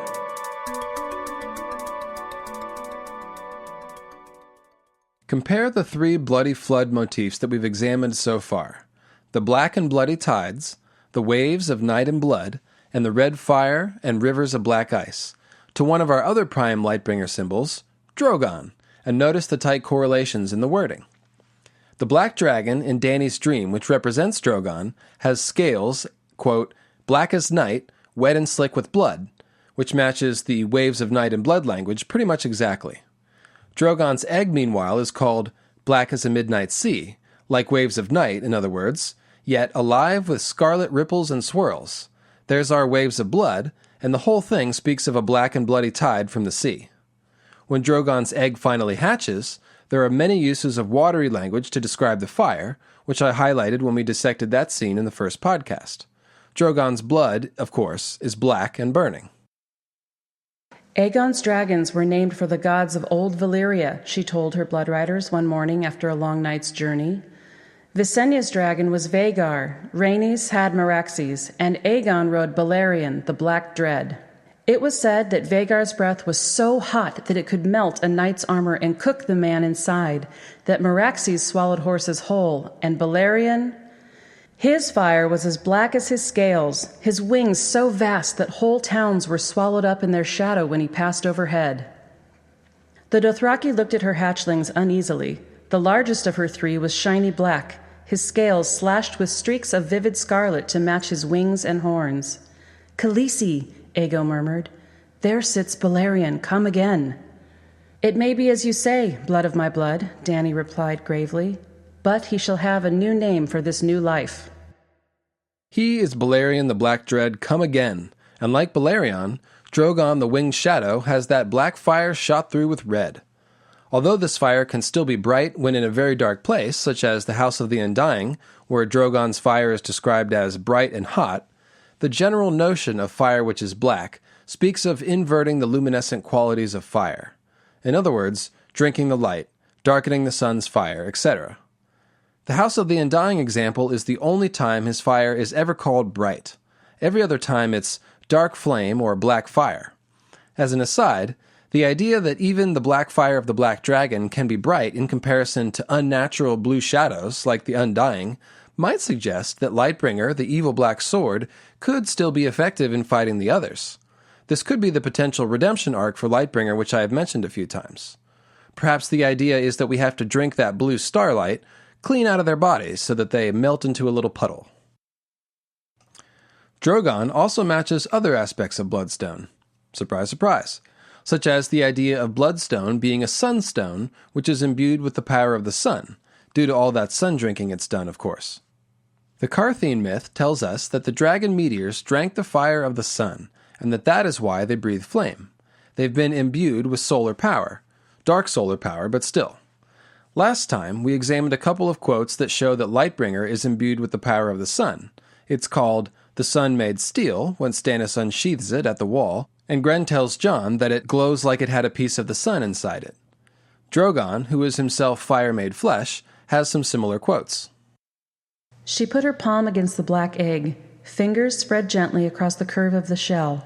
The stone was warm, almost hot. "The sun," Dany whispered. "The sun warmed them as they rode." There's also this line about living Drogon from A Dance with Dragons. Drogon was curled up beneath her arm, as hot as a stone that has soaked all day in the blazing sun. Look, he's even curled into a cute little Drogon ball. The language here is pretty specific. Drogon soaks up the sun like a stone. He's just like Bloodstone, a stone which drinks the sun and is therefore imbued with solar energy. Let's even slip in a little eclipse talk here too, because Drogon, the Winged Shadow, seems to have a habit of covering things in shadow. Who would have thought? We already saw that Balerion's wings could swallow a whole town in shadow when he passed overhead, when he eclipses the sun, in other words, and Drogon exhibits the same behavior. This is from the end of A Dance with Dragons, as Dany is stranded with Drogon in the Dothraki Sea. The second time he passed before the sun, his black wings spread, and the world darkened. Earlier in A Dance with Dragons, when Drogon lands in the fighting pits with Daenerys like her knight in shining armor, we get this quote. Drogon rose, his wings covering her in shadow. Dany swung the lash at his scaled belly back and forth until her arm began to ache. His long serpentine neck bent like an archer's bow. With a hiss, he spat black fire down at her. Dany darted underneath the flames, swinging the whip and shouting, "No, no, no! Get down!" His answering roar was full of fear and fury, full of pain. His wings beat once, twice, and folded. The dragon gave one last hiss and stretched out flat upon his belly. Black blood was flowing from the wound where the spear had pierced him, smoking where it dripped onto the scorched sands. He is fire made flesh, she thought, and so am I. Drogon is just kind of showing off the range of Lightbringer symbolism here. A serpent, an archer's bow, a spear, a whip, wings of shadow, burning black blood, black fire, smoke, and then Drogon also rose, like a rising sun or a moon or a star. The folded wings may reference the idea of folded steel, Valyrian steel, which is steel made in dragonfire, of course. The mention of the whip, also called a lash in this scene, brings up a little detail I'd like to clean up from the first podcast. During the alchemical wedding scene, I pointed to Drogo's flaming lash, which seems to crack open the first dragon's egg as the specific symbol of Lightbringer the Comet. Now, she thought, now! And for an instant she glimpsed Khal Drogo before her, mounted on his smoky stallion, a flaming lash in his hand. He smiled, and the whip snaked down at the pyre, hissing. I neglected to point out that at the beginning of the scene, Dany looks right at the comet and calls it the dragon's tail. The tails of dragons are in turn often described as a whip and a lash. It happened twice in the fighting pit scene, a bit before the section I quoted. The idea that a dragon's tail can refer to either the red comet or a lash reinforces the idea that Drogo's hissing, flaming lash was in fact meant to represent the comet as it snaked down and cracked the stone egg, just like Lightbringer is supposed to do. Just for good measure, George also gives us several occurrences of a whip cracking like thunder, evoking the lightning thunderbolt motif and Bloodstone's association with causing lightning and thunderstorms, while the dragon's eggs cracked by Drogo's fiery, hissing lash make a sound which is as loud and sharp as thunder. Drogon himself also brings thunder, as we see in this earlier quote from the Daznak's pit scene. Above them all the dragon turned, dark against the sun. His scales were black, and his eyes and horns and spinal plates blood red. Ever the largest of her three, in the wild Drogon had grown larger still. His wings stretched 20 feet from tip to tip, black as jet. He flapped them once as he swept back above the sands, and the sound was like a clap of thunder. The flying dragon turns dark against the sun, evoking the sun-turning definition of heliotrope and the ideas of darkening the sun and eclipsing the sun. Dark against the sun implies an eclipse, with Drogon playing the role of dragon moon superimposed over the sun. Drogon's red is called blood red, to go along with all the various times his scales have been called black as night. Night and blood once again. Elsewhere in A Dance with Dragons, Drogon's eyes are called pits of fire and smoldering red pits, which reminds us of the black and bloody holes in the decapitated heads of the Night's Watch brothers. Even better, Dany actually sees herself in the reflection of Drogon's red eyes in the pit scene, and since reborn Daenerys is now a solar king, Azor Ahai reborn, Drogon's eyes are acting like sun mirrors. But of course, the reflected image of the sun is turned to the color of blood, like a true bloodstone. There's just one more bloodstone idea to be found with Drogon. Bloodstone is sometimes called the Mother Goddess Stone, and it's associated with moon goddesses who resurrect the dead solar king, like Isis, Inanna, and Ishtar or Astarte. Drogon is a symbol of Azor Ahai reborn and Lightbringer, which parallels the idea that Drogon is named after Drogo and hatches when Drogo is burned, or even that Drogon contains some element of Drogo's spirit or life force. Dany hatched Drogon, so in other words, she resurrected the Solar King. There are actually a lot of Ishtar-Daenerys parallels. Ishtar's statues usually have amethyst eyes for a start, but I will save that for a future essay focusing on moon goddesses and night goddesses. The red comet, which also represents reborn Drogo, is of course a bleeding stone, so again, we see the resurrection of the Solar King concept intertwined with Bloodstone. I've mentioned that Azor Ahai Reborn can manifest as either resurrected Azor Ahai or as the child of Azor Ahai. You might even be tired of me saying it. But consider this. Drogon represents both the resurrected Solar King and Dany's child. And that's exactly what I'm talking about with consistency of symbols. Martin devises ways to create symbols which represent two concepts at once, or even more than two. And then there's this bit from A Dance with Dragons, as Daenerys ponders the meaning of Mirri Maz Duur's prophecy. The meaning was plain enough. Khal Drogo was as like to return from the dead as she was to bear a living child.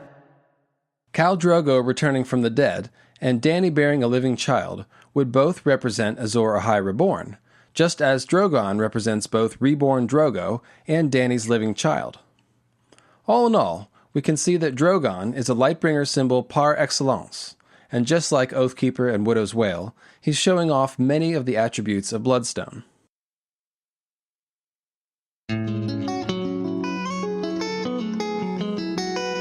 And now a brief musical interlude from Animals as Leaders.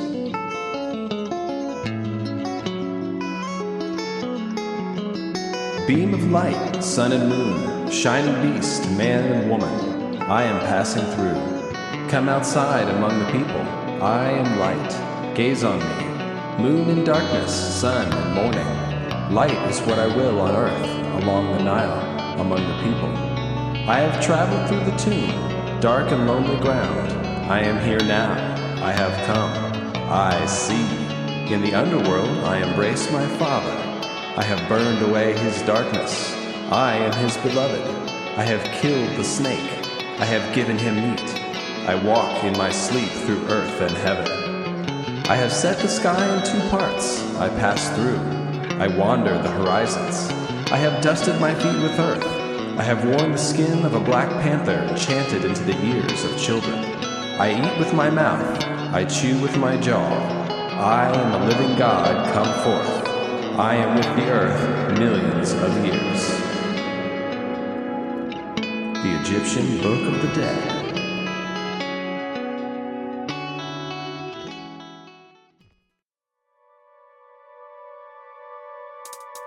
Section 7.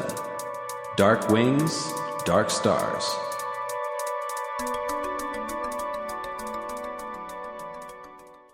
The ultimate sun-drinking quote comes from a Bran chapter of A Dance with Dragons. What, I ask you, is the absolute epitome of drinking sunlight? In the whole entire universe, what's the most well-known mascot of drinking the light? Why, a black hole, of course, a dark star. Since the chief sun drinker in our story is the moon, it sure would be nice if Martin found some way to describe the moon as a black hole.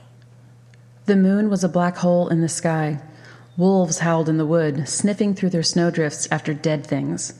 A murder of ravens erupted from the hillside, screaming their sharp cries, black wings beating above a white world. A red sun rose and set and rose again, painting the snows in shades of rose and pink. Under the hill, Jojen brooded, Mira fretted, and Hodor wandered through the dark tunnels with a sword in his right hand and a torch in his left. Or was it Bran wandering? No one must ever know. All right, now we're getting somewhere. This moon is a black hole, a dark star, a light vortex. It's like a B-side to Soundgarden's Black Hole Sun. Black Hole Moon. First, wave hello to Mithras. The sword in one hand and torch in the other of Bran-controlled Hodor is a clear allusion to rock-born Mithras with his sword and torch. Mithras Hodor Bran wanders, the word is used twice, as the sun rose and set and rose again, giving us the idea of a dying and resurrected sun, or perhaps a dying and resurrected solar deity, which is exactly what Mithras is, of course, and it's what Azor Ahai seems to be. Okay, So let's talk about ravens. Ravens are obviously a very important symbol in the novels, woven through many scenes and chapters in every book. Similarly, I think they are a very important symbol in regards to mythical astronomy. It may not surprise you that I am going to propose that ravens and crows represent black moon meteors. There are several reasons for this, so here it goes. Crows and ravens are flying black things, like the meteors. Note the synergy of blackness in this quote between the abyss, the ravens, the crows, and the black hole moon. The moon is a black hole, while the abyss gets an entire paragraph dedicated to describing how uber black it is. That's so metal, bro. The ravens erupt like meteors, and just when the moon is a black hole, that's exactly when we should see meteors. The ravens have beating black wings. Beating like a heart pumping black blood, I would say. It reminds us of Orell's eagle with its heart burnt to a blackened cinder by fire magic, as well as the other black hearts we've discussed. Just the other day I noticed that Robert refers to having driven the spike of his warhammer right into Rhaegar's black heart, which is perfect, since Rhaegar is a terrific incarnation of the Azor Ahai Dark Solar King archetype, the Black Dragon. Then we have the black feathers of a crow, to which the light-drinking abyss is compared. This certainly puts us in mind of the Night's Watch, who are called crows, and who are said to have black blood. Crows and ravens basically share the same symbolism. They're like cousins, as we are told by Maester Aemon. Darkness, black blood, erupting or pouring forth, drinking light and killing the light. Stop me if this sounds familiar to you. These two paragraphs seem like a terrific example of George presenting us with a cohesive set of symbols which all pertain to the same thing, a technique which we have seen many times by now. The Raven Meteor parallels actually go a bit further, too. The Maester's chain link for learning Ravencraft is, wait for it, black iron. Black iron meteorites are exactly what we are talking about. Those are the ones you can make swords from. The ravens come from places which symbolize the celestial realm. In the above quote, it was the hillside, which is something like a small mountain. Just as with mountains and towers and people, the tops of trees can also be used to symbolize the celestial realm, as it is in the real world with the Yggdrasil tree of Norse myth and many other mythological world trees. Items placed in the upper branches of such a tree therefore represent heavenly bodies. Of course, the limbs of the weirwood tree are usually where we find the ravens. That's also where we find the red leaves of the weirwood tree, which are described as either bits of flame or bloody hands, both of which are familiar to us as moon meteor symbols. Now there's an entire black abyss of symbolism around red and bloody hands that we can fall into, another time perhaps, such as Bonero in his fiery-fingered moon destruction pantomime, or with Timmet, the red hand of the burned men in the Mountains of the Moon. We've also got Jon Snow, who burns his hand fighting the Whites, and then shortly after, gets both arms bloody to the elbow while flinging dead meat to the ravens. We'll stop there for now, but the point is made. Bloody hands, or flaming hands, represent the fiery hand of God, which flings the bloody meteors, so to speak, and I believe that's why Martin chose them as symbols for the weirwood leaves, because the branches of the tree represent the celestial realm. That also includes things besides the ravens and the red leaves, such as fruit, when Martin wants to show a star being plucked from the sky. This also ties into the Garden of Eden story and the fruit of the tree, which represents the knowledge of the gods that Adam ate. Stealing the knowledge of the gods, plucking the apple from the tree, plucking the moon from heaven. This is the well-known mythological theme which George is making excellent use of. Ravens are used as messengers, dark wings, dark words, as they say. They are viewed as omens, dark ones, and the red comet is called the red messenger, and is said to foretell blood and fire. You might even say that these meteors were messengers of starry wisdom, since the Bloodstone Emperor worshipped his black stone and became the high priest of said starry wisdom church. The red comet is also called the sword that slays the seasons, just as the white ravens are sent out to herald the change of the seasons. I think the white ravens being the ones to herald the season change is interesting, because Lightbringer was white-hot right before it stabbed Nissa Nissa, and we've talked about that correlating to the original Lightbringer comet being white and pale blue like a normal comet before it struck the moon, with the surviving half only turning red after passing through the fire. The white raven, or white comet, heralded the change of the season, from fall to winter, but then we only got the black ravens and black meteors during the night. This would also square with the idea of the sword Dawn, representing some kind of technology from the lost great empire of the Dawn, whose gemstone emperors appeared to Daenerys in her Wake the Dragon dream, holding swords of pale fire. It seems like Azor Ahai's black sword might be a corrupt version of the original design, which shone with pale flame. Not only do crows and ravens erupt from the heavens and drink the light, they're good for eclipses too. Since we have the raven imagery fresh in our minds, let's take a look at this quote, the scene in which Cold Hands makes his dramatic entrance, stage left. Fear! The raven landed on his shoulder. Fear! Fire! Fear! It flapped its wings and screamed along with Gilly. The whites were almost on her. He heard the dark red leaves of the weirwood rustling, whispering to one another in a tongue he did not know. The starlight itself seemed to stir, and all around them the trees groaned and creaked. Sam Tarly turned the color of curdled milk, and his eyes went as wide as plates. Ravens! They were in the weirwood, hundreds of them, thousands, perched on the bone-white branches, peering between the leaves. He saw their beaks open as they screamed. He saw them spread their black wings. Shrieking, flapping, they descended on the whites in angry clouds. They swarmed round Chet's face and pecked at his blue eyes. They covered the sister man like flies. They plucked gobbets from inside Hake's shattered head. There were so many that when Sam looked up, he could not see the moon. Go! Said the bird on his shoulder. Go! Go! Go! A fabulous clue that the limbs of the weirwood represent the celestial realm comes here, as the starlight stirs while the leaves whisper. Whispering Leaves is in fact the communication medium of the weirwoods, as we have seen with several brand scenes throughout the series. Starlight, too, whispers, to Daenerys on 3 different occasions. I believe this relates to the concept of starry wisdom, the wisdom of the heavens. In one scene, Quaithe is literally manifesting herself as a mask of starlight in the sky, while whispering advice, or wisdom, to Dany. Being a shadowbinder from Ashai who dispenses wisdom through starlight, Quaithe is a prime candidate to be an actual devotee of the Church of Starry Wisdom. I certainly tend to think of her in this way. In any case, we see the leaves whispering and the starlight stirring in the same sentence, and right at the crucial moment. From the celestial realm of the weirwood, angry clouds of ravens with sharp beaks and cries pour forth, so many that they blot out the moon. During the long night, everyone gets eclipsed. All heavenly lights are blotted out. You might say that, when the moon disappears from sight, we get angry clouds of black death messengers. There's a cool line in A Clash of Kings from Salladhor Saan that's quite similar. When you speak to King Stannis, mention, if you would, that he will owe me another 30,000 dragons, come the black of the moon. He ought to have given those gods to me. They were too beautiful to burn, and might have brought a noble price in Pentos or Myr. Just as we get clouds of black sun-drinking ravens when the moon is a black hole, or when the moon is blotted out, we also get thousands of dragons come the black of the moon.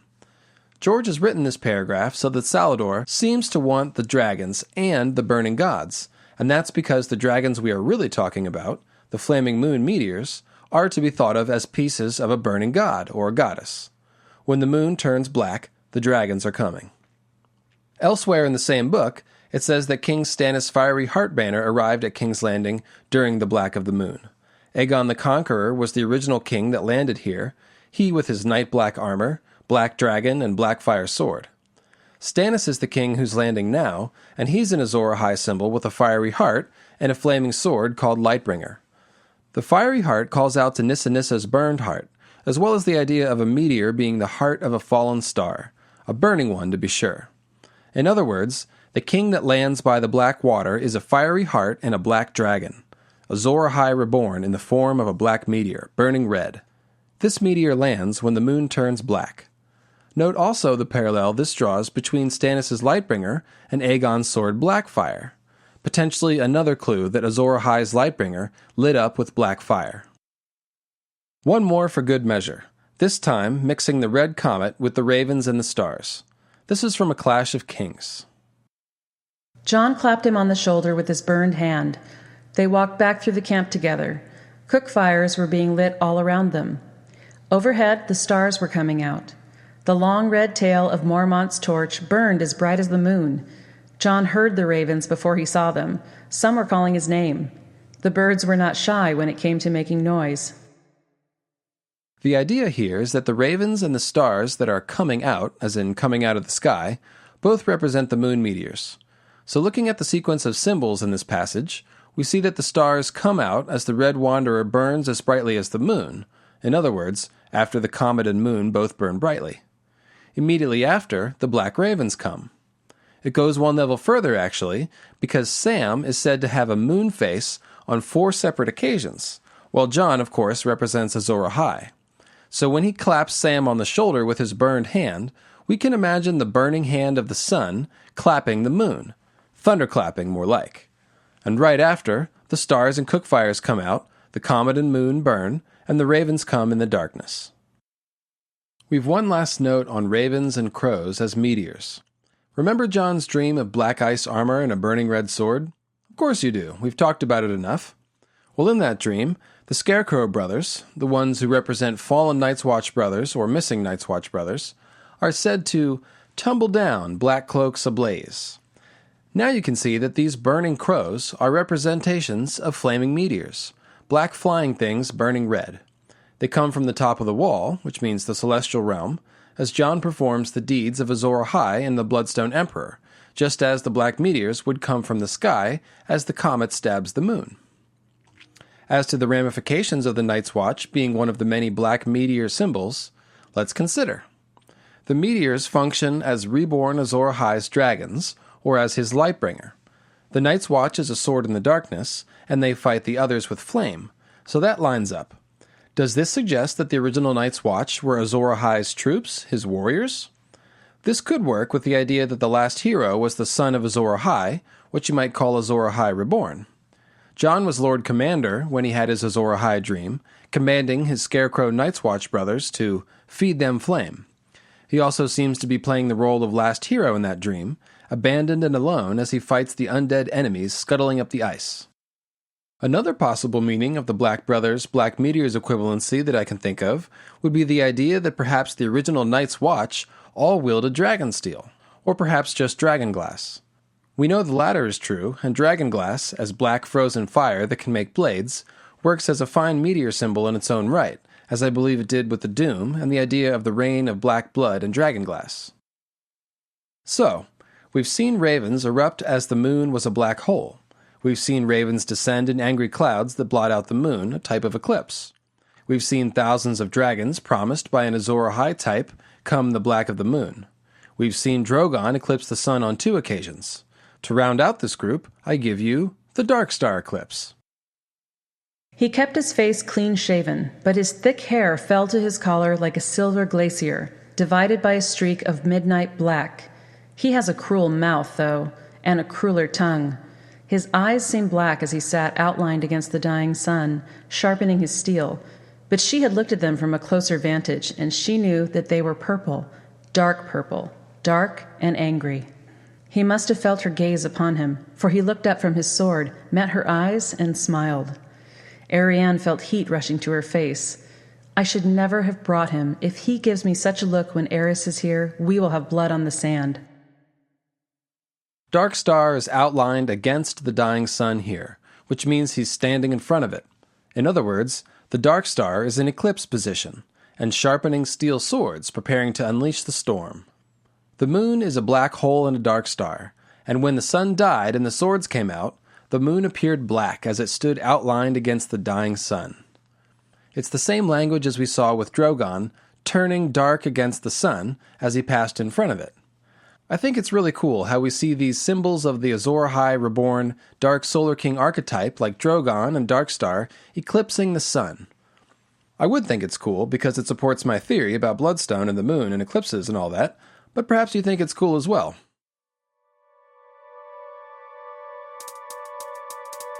Section 8. We see dead people.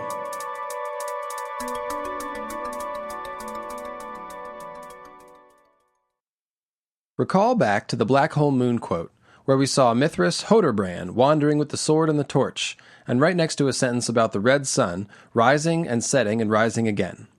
I mentioned that Mithras is a resurrected solar king, just as Azor Ahai reborn is.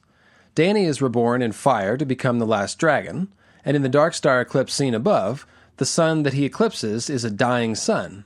Beric is a literally resurrected Azor Ahai Bloodstone Emperor figure, and of course Jon Snow seems headed for some kind of resurrection. Bloodraven too is half a corpse. Heck, there's even persistent talk of Rhaegar being resurrected, such as when the rumor monger in Vaes Dothrak says that Rhaegar has, quote, returned from the dead and was marshalling a vast host of ancient heroes on Dragonstone to reclaim his father's throne. Or when Cersei first beholds Lorraine Waters and almost thought Rhaegar Targaryen had returned from the ashes. Jaime even sees Rhaegar's shade in his Weirwood Stump flaming sword dream. The whole point of following all this symbolism is to gain insight about the story and the characters, of course. And when an idea manifests as consistently as this, we have to ponder the meaning. I can't help but wonder if the message here is that Azor Ahai became an undead person at some point. The Bloodstone Emperor was said to practice necromancy, and the city of Nefer, home of Azor Ahai lookalike Neferion, is known for their necromancy. Meanwhile, Benero, the high priest of the Red Temple in Volantis, says that Daenerys is Azor Ahai returned, and that, quote, death itself will bend its knee, and all those who die fighting in her cause shall be reborn. But I bet the people in the crowd weren't thinking reborn as in zombies. Hilariously, right after this line, Tyrion asks Haldan Halfmaester, do I have to be reborn in the same body? Yes, Tyrion, I'm afraid that's part of the deal. The point is, the theme of necromancy and resurrection, zombies in other words, is pretty thick. Undead or half-dead Azor Ahai is a distinct possibility that we have to consider. I'd even say it's more likely than not, given what we have seen from zombies so far in the story. Taking this one step further, I'm actually seeing clues about undead Black Brothers who defend the wall during the original Long Night as well. Last time, I talked about how the Scarecrow brothers on top of the wall, the ones stuffed with straw, were named after fallen or absent Night's Watch brothers. Those are the ones who tumbled down from the wall, black cloaks ablaze, in Jon's Azor Ahai dream. Now consider the other black-cloaked Scarecrow in the story, Beric, who was called a Scarecrow and has actual black blood. Beric was resurrected by fire. He's a fiery undead, a burning Scarecrow. Therefore, I think it's possible that the burning Scarecrow brothers in Jon's dream represent undead Black Brothers, fighting with undead Azor Ahai at the wall during the original Long Night. We've already seen one undead Black Brother, Cold Hands, and we're about to have another in the form of Jon Snow. Let's consider Jon's dream atop the wall from the standpoint of Jon as the last hero.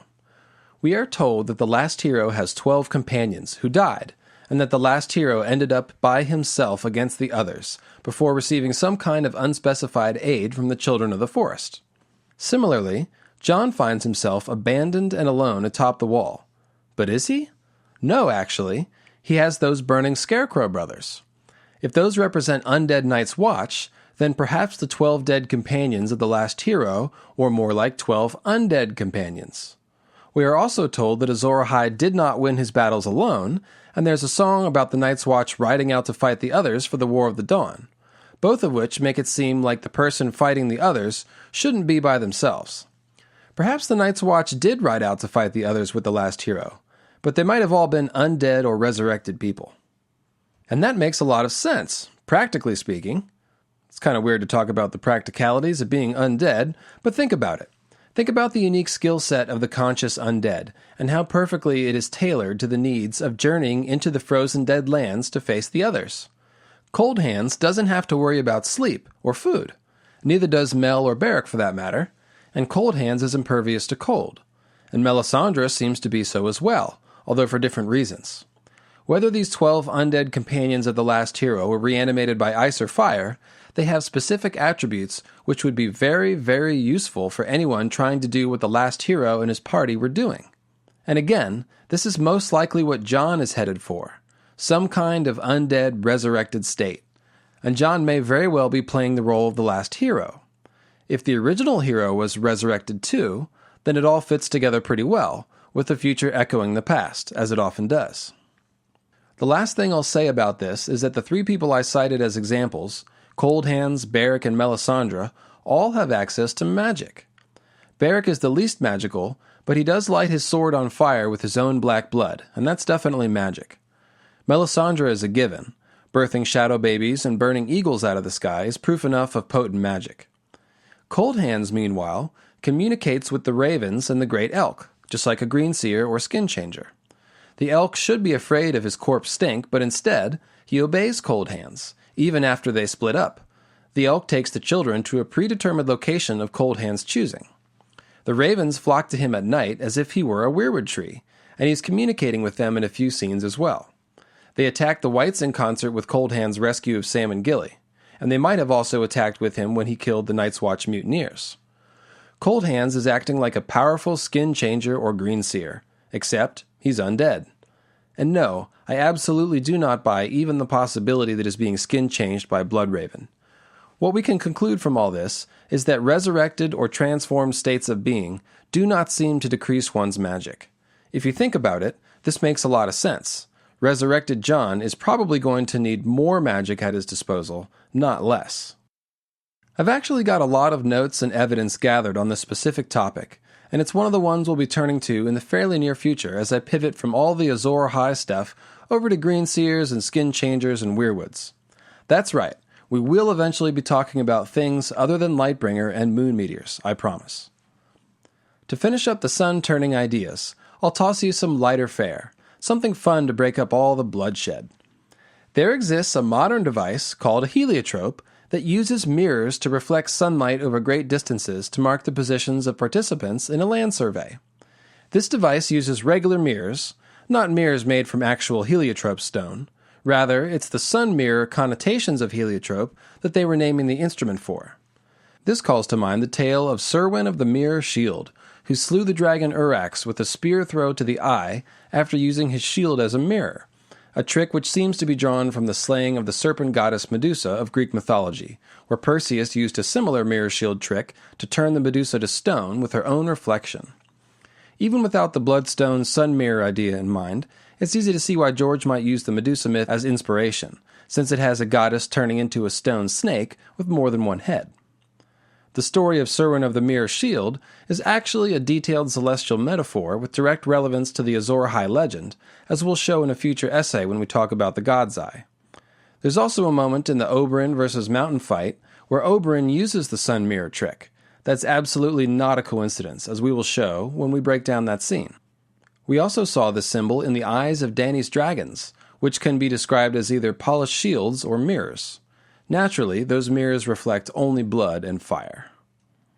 And this is one of those times when I'll remind you guys that I have pictures on my WordPress page on the text versions of these essays. And I found some kooky old picture of some guy from like the 1800s using one of these crazy heliotrope devices. It's pretty funny, I gotta say.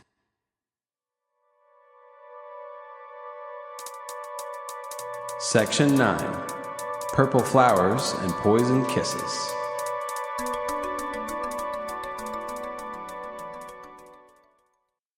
Don't be fooled by the title, folks. We're still talking about blood. Now, the term heliotropism is used to describe certain species of flowering plants, genus Heliotropium in particular, which turn their flowers to face the sun as it moves throughout the day. The concept of the heliotropic plant is another application of the idea of sun turning. Remember that heliotrope is made up of root words which mean sun and to turn. In this case, the heliotrope flowers are turning towards the sun, the better to drink the sunlight, instead of bending, refracting, or darkening the sunlight. There's actually a Greek myth behind this idea, that of the Oceanid nymph Clytie, who along with her 6 Oceanid sisters were goddesses of the clouds and fresh water. Clytie was loved by the sun god Helios, but after he left her for the white goddess Leucothea, a sea goddess, Clytie pined away for Helios for 9 days, lying on the ground and turning her head to follow the sun in its course throughout the day until her limbs took root and she was transformed into the sun-gazing flower, the heliotrope. It's important to note that this myth puts the heliotrope in the role of the female lover of the sun god, which in our celestial model would be represented by the moon goddess, who was indeed a sun drinker. Helios, the sun god, even loves her and leaves her for another. That sounds a lot like the part of the Carthian legend that prophesies that one day the other moon will kiss the sun too. The sun is supposed to have 2 wives, 2 moons after all, so this is a convenient Greek myth for George to rope into his Bloodstone lore.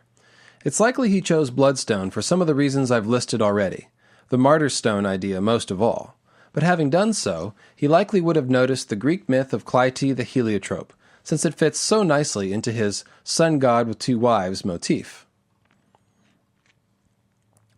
There's actually another reason that I can confidently say that the heliotropian plants have been part of George's thinking since the very beginning of the first book. Why do I say this? Well, one of the plants in genus Heliotropium is called a valerian. You might have caught your spell check trying to change Valerian to this word, in fact. That's Valerian with an ER instead of a YR, for those of you who are listening and not reading. The valerian plant has flowers which are, and you're going to like this, purple. Well, white or pink or purple, but still, valerians have purple flowers, and they are heliotropes. Daenerys is the character in the main story who most prominently symbolizes the second moon, and she is of course a Valerian with purple eyes. The Amethyst Empress, another symbol of the second moon, is obviously associated with purple via her name. The idea of the purple Valerian flower being a type of heliotropium might suggest that the Valerians are descended from the Bloodstone Emperor, the Amethyst Empress, or both. And actually, I have suggested that very thing in another essay, which will actually be the basis for an upcoming joint podcast between the Mythical Astronomy of Ice and Fire and the History of Westeros podcast. That will probably be the next episode you will see after this one, so look out for that. Interestingly, the purple variety of Valerian is also called the Jacob's Ladder, tying into the theme of men who challenge God and seek to gain access to the heavens. I don't mean to make too much of this little bit, but it just kind of shows how naturally the heliotrope Bloodstone lore fits into the themes and ideas George was already working with. In other words, where did George get the idea for the name of the Valerians? The answer is, from the heliotrope flower. The thing I'm trying to emphasize is that it would seem he had the Bloodstone, heliotrope, Valerian connections in mind before he ever began writing the story. That fits with my general premise of these essays, that George has a kind of master plan or pattern from the beginning, which he has hidden in metaphor in every book, one based on the forging of Lightbringer, Long Night Disaster. Early on in A Game of Thrones, there's another amusing clue that George was thinking about heliotrope as both flower and bloodstone from the very start. The party from Winterfell is making its way down the King's Road through the Neck, and Arya muddies herself collecting purple and green flowers for Ned. She earns praise from Ned and makes Sansa wroth. But there's a catch. Then it turned out the purple flowers were called poison kisses, and Arya got a rash on her arms. The forging of Lightbringer is also a procreative act, but one that poisons the moon rock. Thus, poison kisses are a perfect description of what's going on here. A snakebite is a poison kiss too, in other words, and these black bloodstone meteors are like poisonous snakes.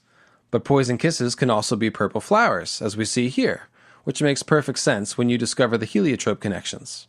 In fact, real heliotropian plants are actually toxic to people and animals.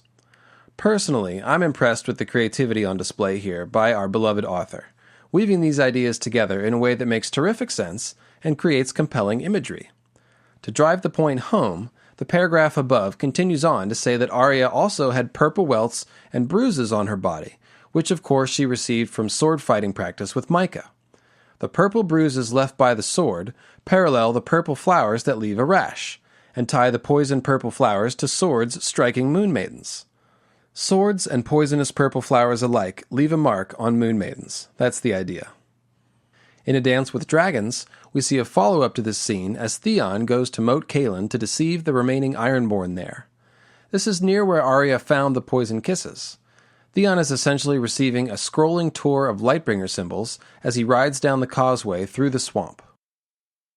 The swampy ground beyond the causeway was impassable, an endless morass of suckholes, quicksands, and glistening green swards that looked solid to the unwary eye, but turned to water the instant you trod upon them, the whole of it infested with venomous serpents and poisonous flowers, and monstrous lizard lions with teeth like daggers.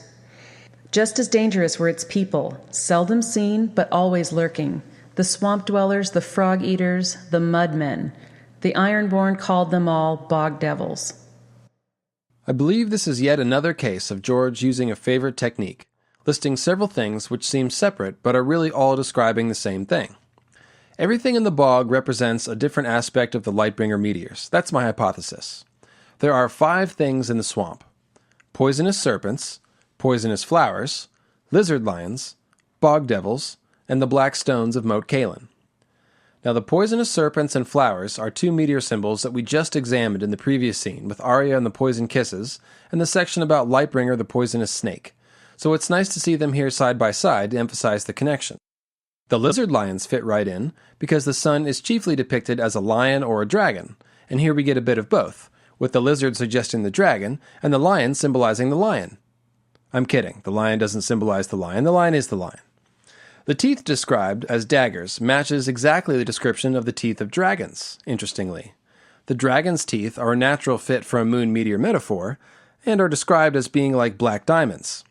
Diamonds are usually equated with stars, so black diamonds give us the dark star motif again. Blackness and starlight, black falling stars that bite and poison, that's how I'm seeing the Bloodstone meteors. Next we have the bog devils. They are devils who blow poison darts. That's simple enough. For the 5th and final thing in the swamp, we have the black stones of Moat Cailin. This quote is from just before the previous one. Where once a mighty curtain wall had stood, only scattered stones remained. Blocks of black basalt so large it must once have taken 100 men to hoist them into place. Some had sunk so deep into the bog that only a corner showed. Others lay strewn about like some god's abandoned toys, cracked and crumbling, spotted with lichen. Last night's rain had left the huge stones wet and glistening, and the morning sunlight made them look as if they were coated in some fine black oil. Moat Cailin is made from black basalt, which, like obsidian, is a lava rock for what it's worth. It's a different sort of frozen fire in that sense. But the stones of Moat Cailin might also fall into the class of oily stone that we see at Ashai, Yin, the Isle of Toads, and the Sea Stone Chair, based on this quote. It's inconclusive because the rain is helping to create the image of the oily stone. I think it's interesting to note that Yin and Moat Cailin have the same style of construction, enormous square-hewn blocks of black stone. However, whether or not the black stones of Moat Cailin are actually oily black stone, and therefore, according to my theory, meteorite stone, they are being used to symbolize them here. Some gods' abandoned toys. That's a great description. It may be that George calls them oily-looking here just for the metaphorical purpose of using the black stones as symbols for the moon meteors. But whatever the case, God's abandoned toys are oily black stones. Even better, it's the sunlight hitting the stone which makes them look oily. The sun is the one who poisoned the moon and created the black bloodstones. There's actually a couple more Lightbringer symbols in the swamp, but it would take too long to explain here because I'd need to introduce new concepts for them to make any sense, so we'll save those for another time. However, in the next paragraph, after seeing all these things in the swamp, we get this. Closer to the towers, corpses littered the ground on every side. Blood blooms had sprouted from their gaping wounds, pale flowers with petals plump and moist as a woman's lips. According to the Wiki of Ice and Fire, these blood blooms are apparently actual flowers that grow from corpses. That's flowers that grow from corpses, with leaves that are the color of blood and look like a woman's lips. The lips evoke the poison kisses flowers and the procreative theme of Lightbringer's forging. The blood flowers symbolize post-moon explosion flowers, the bloodstones, and so they are the color of blood. The bloodstone meteors pour forth from the moon goddess's corpse, just as the blood flowers grow from the corpses here. And of course, I have to mention the mention of the Hammer of the Waters, which comes immediately after these paragraphs. Theon remembers that the children supposedly called down the hammer from the children's tower, which now has a broken crown appropriately. It's described thusly in A Game of Thrones, when they pass through for the first time. It looked as if some great beast had taken a bite out of the crenellations along the tower top and spit the rubble across the bog. Are these oily black stones in the bog some god's abandoned toys, or are they the spittle of a great beast? Again, I think the answer is all of the above. The idea of the black stones as being spit from the mouth of a great beast harkens back to the general motif of things in the mouth or coming from the mouth as representing meteors, such as dragon flame and dragon's teeth, the darts of the bog devils, fiery or bloody tongues, etc. What I love about all the symbolism around Moat Cailin and the Children's Tower is how consistent and tight it is. The language in Book 1 and Book 5 match each other and work together. You can more or less put together the whole thing with just Moat Cailin clues. The hammer of the waters is when some great beast of a deity bit the top off of a celestial tower and spit the poisonous black stones across the planet. The children's tower is described as slender and spear-like, calling to mind the slender as a spear maidens we see from time to time, and associating the children's tower with a maiden, as it should, since its broken crown represents the broken moon. And I can't help but remember the idea of Nissa Nissa as a children of the forest via the helpful elf translation of Nissa that we looked at last time. This idea is tantalizing, but needs further investigation. Returning to Ned's dream recall of the Tower of Joy, consider again the storm of flower petals in the bloody sky. This image takes on new meaning in light of these connections. If we are symbolizing the moon goddess as a flower, then the pieces of the flower, blown about in a storm, are the pieces of the moon meteors. Appropriately, they appear in a blood-streaked sky. Of course, we have a parallel heliotrope symbol to this already at the Tower of Joy, the bloody stones used to make cairns. That's pretty awesome. The sun-drinking moonflowers and the bloody stones both represented at the Tower of Joy, the birthplace of the reborn black dragon, Jon Snow. As for Jon himself, he's Nissa Nissa reborn, or in this case Lyanna reborn, just as much as he is Azor Ahai or Rhaegar reborn, so it's cool to see the more feminine flower symbol together with the more masculine, dragon-like bloody stone symbol at the place of his birth. Jon's personal symbolism matches this as well. When Dany sees the blue rose in the chink in the wall, which fills the air with sweetness in her House of the Undying vision, it's pretty clear that it represents Jon Snow, specifically Jon's stark heritage through his moon mother, Lyanna. Jon also has the black ice, red fire, and dragon symbolism from his Solar King father, Rhaegar. Now, think about the moon as a heliotrope flower, turning to follow the sun and experiencing some kind of transformation as Clytie the Greek goddess did. The transformation cycles in A Song of Ice and Fire, which we have looked at, involve the life and death cycle, represented by darkness and light. We've seen the heliotrope moon turn the sun dark, triggering the Solar King death and resurrection cycle, and the moon itself transforms and turns black as it is burnt by the Lightbringer comet. So, what is the phrase Martin has chosen to describe the passage of 1 month? That's right, a moon's turn. You saw that one coming, didn't you? A moon's turn is when the moon goes through one cycle, from full and bright to a black hole and then back again. And now you know why he calls it that. Naturally, a woman's moon blood comes once a month or so, once every moon's turn. Now, in the interest of full disclosure, moon blood can be quite terrifying, and you better give it some respect. Here's Jaime in A Storm of Swords. Oh, very good, Jaime laughed. Your wits are quicker than mine, I confess it. When they found me standing over my dead king, I never thought to say, No, it wasn't me. It was a shadow, a terrible cold shadow. He laughed again. Tell me true, one kingslayer to another. Did the Starks pay you to slit his throat? Or was it Stannis? Had Renly spurned you? Was that the way of it? Or perhaps your moon's blood was on you. Never give a wench a sword when she's bleeding. For sure, don't give moon maidens a sword when their moon blood is on them. That can lead to the near destruction of the entire world, and also to the long night. Unfortunately, Jaime doesn't take his own advice, and this is also from A Storm of Swords. He undid his breeches and climbed up and pushed her bare white legs apart. One hand slid up her thigh and underneath her small clothes. When he tore them away, he saw that her moon's blood was on her, but it made no difference. Jaime is a Solar King, so he just can't help himself from giving bloody moon maidens the sword. On the grisly side of things, this is the notorious sex scene which takes place in the sept where Joffrey's dead body lies in wake. As with dead baby Rhaego, we see that the son of the sun is a dead person when Lightbringer is forged. Also, Jaime literally puts Cersei on the altar of the mother while this goes down, as if Cersei were some kind of bloody moon sacrifice, which is exactly what she is. Sacrifice and procreation, together again like the best friends that we know them to be.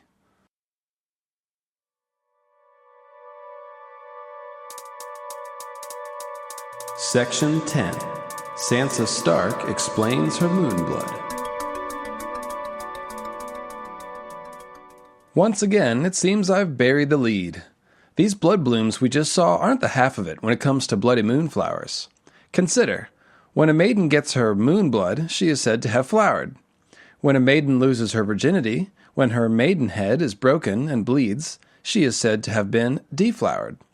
It's kind of a bad joke, but it's great symbolism, and directly tied to the heliotropium flower Bloodstone concept. Check out the very memorable scene of Sansa receiving her first moonblood in A Clash of Kings. She's been dreaming of the riot at King's Landing, and in the dream, the mob is tearing her apart, and that's where I'm picking up the quote.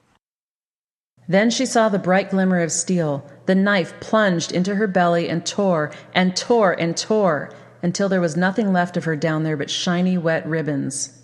When she woke, the pale light of morning was slanting through her window, yet she felt as sick and achy as if she had not slept at all. There was something sticky on her thighs. When she threw back the blanket and saw the blood, all she could think was that her dream had somehow come true. She remembered the knives inside her, twisting and ripping. She squirmed away in horror, kicking at the sheets and falling to the floor, breathing raggedly, naked, bloodied, and afraid. George has given us a nice connection between the flowering moonblood motifs and the Moon Maiden stabbing of the Lightbringer story by depicting Sansa's flowering as a knife stabbing. The sexual violence implied here calls to mind the procreation-death dual nature of the Lightbringer metaphor. The bright steel glimmers, and then the blood is shiny, evoking Lightbringer, while the knife plunges and Sansa falls to the floor to evoke the falling bits of moon. The Lightbringer symbolism continues through the scene. Madness took hold of her. Pulling herself up by the bedpost, she went to the basin and washed between her legs, scrubbing away all the stickiness. By the time she was done, the water was pink with blood. When her maidservants saw, they would know. Then she remembered the bedclothes. She rushed back to the bed and stared in horror at the dark red stain and the tale it told. All she could think was that she had to get rid of it, or else they'd see. She couldn't let them see, or they'd marry her to Joffrey and make her lay with him. Snatching up her knife, Sansa hacked at the sheet, cutting out the stain. If they ask me about the hole, what will I say? Tears ran down her face. She pulled the torn sheet from the bed and the stained blanket as well. I'll have to burn them. She balled up the evidence, stuffed it in the fireplace, drenched it in oil from her bedside lamp, and lit it afire. Then she realized that the blood had soaked through the sheet into the feather bed, so she bundled that up as well, but it was big and cumbersome and hard to move. Sansa could only get half of it into the fire. She was on her knees, struggling to shove the mattress into the flames as the thick gray smoke eddied around her and filled the room, when the door burst open and she heard her maid gasp. Starting from the beginning of this section, we see the Bloody Moon Maiden immersing herself and creating bloody water, matching the Bloodstone association with a bloody stone submersed in water and the idea of a Moon Maiden drowning. A bit later in this scene, Sansa again washes herself in a tub of scalding hot water, evoking the moon drowning again, and it seems notable that the World of Ice and Fire version of the Qartheen Origin of Dragon story says that the moon was scalded by the sun's heat. I wouldn't base an entire theory on one word connection like this, but since it fits in with all the other symbolism, I'm inclined to think the word scalding might be chosen intentionally, but who knows. Next we see a dark red stain, which is cut out from the sheet, leaving a hole. Sounds very like a bloody moon which was cut out of the sky, leaving a hole, as we just saw with the black hole moon. The bloody sheets and blankets are then balled up, to make them more moon-like, I suppose, before being shoved into the fire. That's blood and fire, our favorite recipe. Next, the burning of the moon blood fills the room with thick gray smoke. This seems like a pretty clear allusion to the smoky haze which caused the sun to be hidden during the long night, a smoke that came from a burning and bloody moon which was cut out of the sky. Last but not least, we hear a maid gasp, which seems a likely shout-out to Moon Maiden Nissa Nissa's scream of anguish and ecstasy, which left a crack across the face of the moon, famously. Just in case you were wondering whether or not the astronomical symbolism ever manifests in the form of food symbolism, I'd have to say yes. When Sansa gets cleaned up, she dines with Cersei, who serves her porridge and milk. Okay, no big deal. As well as boiled eggs, oh my, and crisp fried fish, dun dun dun. The boiled eggs suggest eggs which are both heated and submersed, like dragon's egg meteors which land in the sea, the sea dragon. A dragon which swims in the sea is a kind of fish, as I mentioned last time while discussing the fishy nature of dragons in Chinese mythology, so fried fish again gives us a burning sea dragon. Even better, or worse as it may happen, the sight of the food makes Sansa feel ill, a reference to the poisoning of the moon and the snake venom. Looking at the sea dragon food makes Moon Maiden Sansa feel sick, as well it should. The sea dragon is really the same image, created by Moon Maiden Sansa taking a bloody bath. It's drowning moon meteors either way. To finish up here, George seems to be making a point about the dark nature of Lightbringer. First, there's a mention of the smoke having ruined Sansa's clothing. The moon's clothing would be her crust, her outer shell, and it is from here that we would get the stony meteors. These are the poisoned and poisonous black bloodstone meteors, which are all about defilement and corruption, and so Sansa's clothing being ruined by the smoke seems a reference to this idea. Then there's this exchange with Cersei, after Sansa refuses the sea dragon food. I don't blame you. Between Tyrion and Lord Stannis, everything I eat tastes of ash. And now you're setting fires as well. What did you hope to accomplish? Sansa lowered her head. The blood frightened me. The blood is the seal of your womanhood. Lady Catelyn might have prepared you. You've had your first flowering, no more. Sansa had never felt less flowery. The moon blood frightens, and Sansa doesn't feel flowery. More reference to the ominous nature of Lightbringer's forging. The moon is setting fires, and Azor Ahai stand-in King Stannis is also filling the air with ash, as he lays siege to King's Landing with his fiery heart. Again and again, we are being told that moon burning brings smoke and ash, and that Lightbringer-wielding dudes bring smoke and ash. We are being shown that poison and sickness and corruption come with these moon meteors which represent Lightbringer. The chapter closes with a fantastic ramming home of these points. Robert wanted to be loved. My brother Tyrion has the same disease. Do you want to be loved, Sansa? Everyone wants to be loved. I see flowering hasn't made you any brighter, said Cersei. Sansa, permit me to share a bit of womanly wisdom with you on this very special day. Love is poison. A sweet poison, yes, but it will kill you all the same. It's a wonderful expression of the duality of the Lightbringer myth. Love is poison. Compare that to the poison kisses flowers which we saw a moment ago. Birth and death, bloody beds and bloody battle, bloody swords and bloody cocks, sex and swordplay. The sun loved the moon and also poisoned the moon. And the moon's flowering hasn't made her any brighter. No, quite the opposite. I love that line. The flowering of the second moon brought darkness, fire, and blood. That's one of the fun parts of following George's mythical astronomy. He leaves these little inside jokes which you only get if you understand the astronomy side of things. George wrote these jokes years ago, almost 2 decades in some cases, and here we are, chuckling at them now. Recapping the chain of symbols in this scene, Moon Maiden Sansa had the knives inside her, which is very like having the fire inside you. Those bright, glimmering knives tore at her insides and triggered the moon blood, which creates a bloody bed. The bloody Moon Maiden then immerses herself in water, creating the sea dragon moon meteor motif. Sansa cuts the dark red moon blood out of her bed, leaving a bloody hole, then balls up the moon blood, coats it with oil, there's a tremendous oily black stone reference, and burns it, filling the air with thick gray smoke. I must admit, it feels a bit funny to say, look, George was giving us the answer to the long night all along in this scene about Sansa's period. But yeah, there it is. I'm officially making that claim. If you want to understand the moon blood and the long night, you have to ask Sansa. There's actually some really great setup for this whole scene earlier in the chapter, which simply adds to the richness of this metaphor. I skipped over it before so that I could get right to the point with the flowering, but having done so, let's go back to the night before Sansa had her terrifying dream and burnt all her sheets and caused the long night. Turning back to the stair, Sansa climbed. The smoke blotted out the stars and the thin crescent of the moon, so the roof was dark and thick with shadows. Yet from here she could see everything.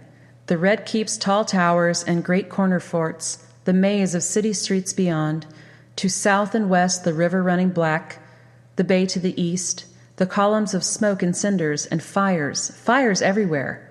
Soldiers crawled over the city walls like ants with torches, and crowded the hoardings that had sprouted from the ramparts. Sansa the heliotrope moon turns, and then Stannis' smoke blots out the stars and the... Wait, was that a thin crescent moon? Right before all the moon blood? And what's this about black water? I kid, but of course, this is densely packed symbolism, yet it is familiar to us. The moon sacrifice symbol appears with the smoke that blots out the stars, and then we see fires everywhere. As a result, the top of the tower, where Sansa the Moon Maiden is, looking down on the world like a goddess, is now thick with shadow. Next, Sansa sees 3 catapults. Think of the 3 heads of the dragon motif applying to moon meteors, since catapults are for flinging rocks. They don't make Sansa feel any less fearful, however, just as the moon blood frightens Sansa. Then we get this. A stab went through her, so sharp that Sansa sobbed and clutched at her belly. She might have fallen, but a shadow moved suddenly, and strong fingers grabbed her arm and steadied her. That's all pretty clear Moon Maiden stuff. Sansa is atop the tower, she sees the crescent moon blotted out, she gets stabbed and cries, and then we see the idea of falling implied, just as we saw with the rumor that Sansa turned into a winged wolf and flew out of the tower after the Purple Wedding. When this happens, a shadow moves suddenly. In this scene, Sandor is saving Sansa from falling, but that seems like more a part of the logistics of the scene than anything metaphorical, because we know the actual moon did fall, even though it's only an almost fall in this scene. But a paragraph or 2 later, there's more metaphor. You were glad enough to see my face when the mob had you, though, remember? Sansa remembered all too well. She remembered the way they had howled, the feel of the blood running down her cheek from where the stone had struck her, and the garlic stink on the breath of the man who had tried to pull her from her horse. She could still feel the cruel pinch of fingers on her wrist as she lost her balance and began to fall. She'd thought she was going to die then, but the fingers had twitched, all 5 at once, and the man had shrieked loud as a horse. When his hand fell away, another hand, stronger, shoved her back into her saddle. The man with the garlicky breath was on the ground, blood pumping out the stump of his arm. But there were others all around, some with clubs in hand. The hound leapt at them, his sword a blur of steel that trailed a red mist as it swung. When they broke and ran before him, he had laughed, his terrible burned face for a moment transformed. This is some great stuff here, because the one who pulls down the Moon Maiden gets his hand chopped off. That's our fiery hand of R'hllor, whose fingers are like fiery spears. I listed some of the relevant burned hands earlier when we talked about the leaves of the weirwood being either bloody hands or bits of flame, and this is more the same. Right before the hand pulls her down, Sansa is struck in the face by a rock and bleeds. The blood runs down her cheek, evoking the bloody tears. She's even wearing a moonstone hairnet in this scene, which parallels the poison amethyst Medusa-like hairnet that she wore at the Purple Wedding, when she killed the Solar King she was supposed to marry. It's pretty much all there. The Moon Maiden stuff is really vivid in this chapter. I think this scene makes the relationship between Sansa and the Hound clear. After Sansa almost falls, again, the Hound appears, again.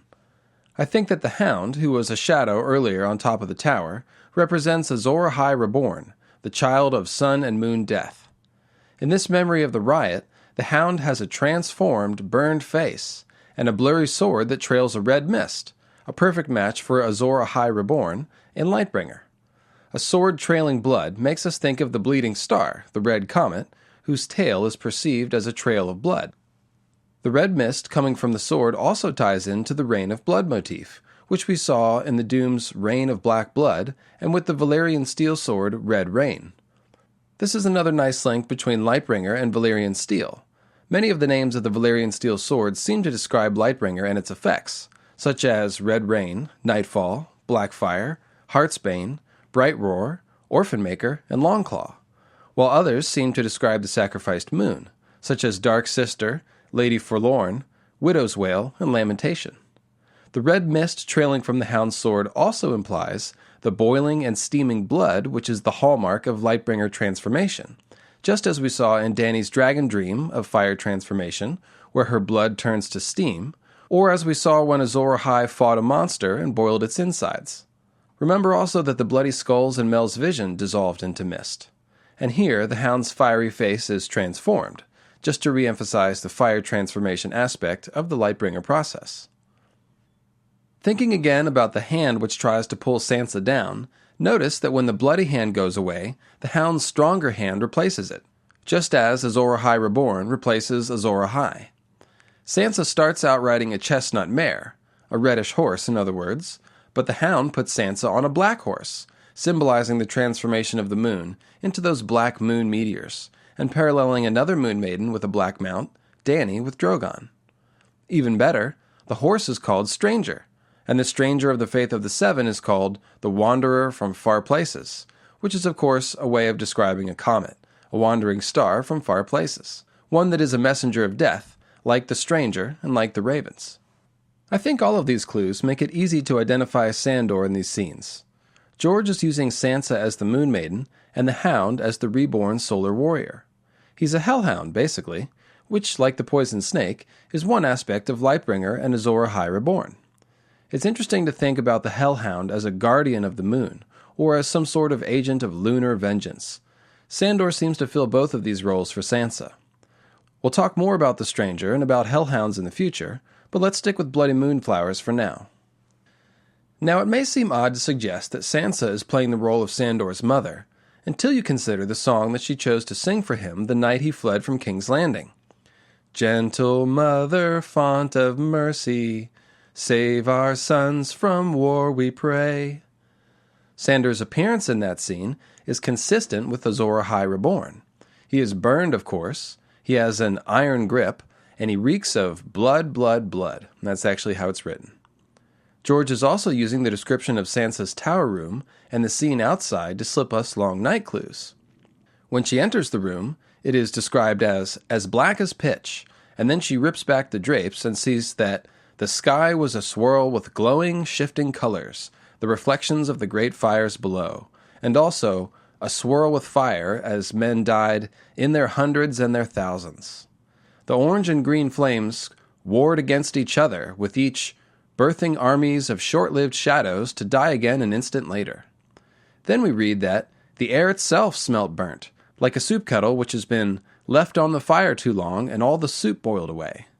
Soup kettles are black iron in medieval life, so that's black iron having its contents boiled away to make the atmosphere smell burnt.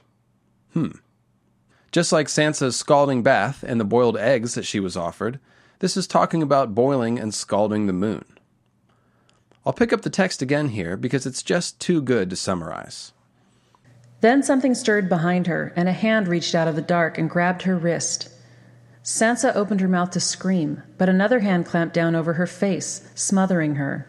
His fingers were rough and calloused and sticky with blood. Little bird, I knew you'd come. The voice was a drunken rasp. Outside, a swirling lance of jade light spit at the stars, filling the room with a green glare.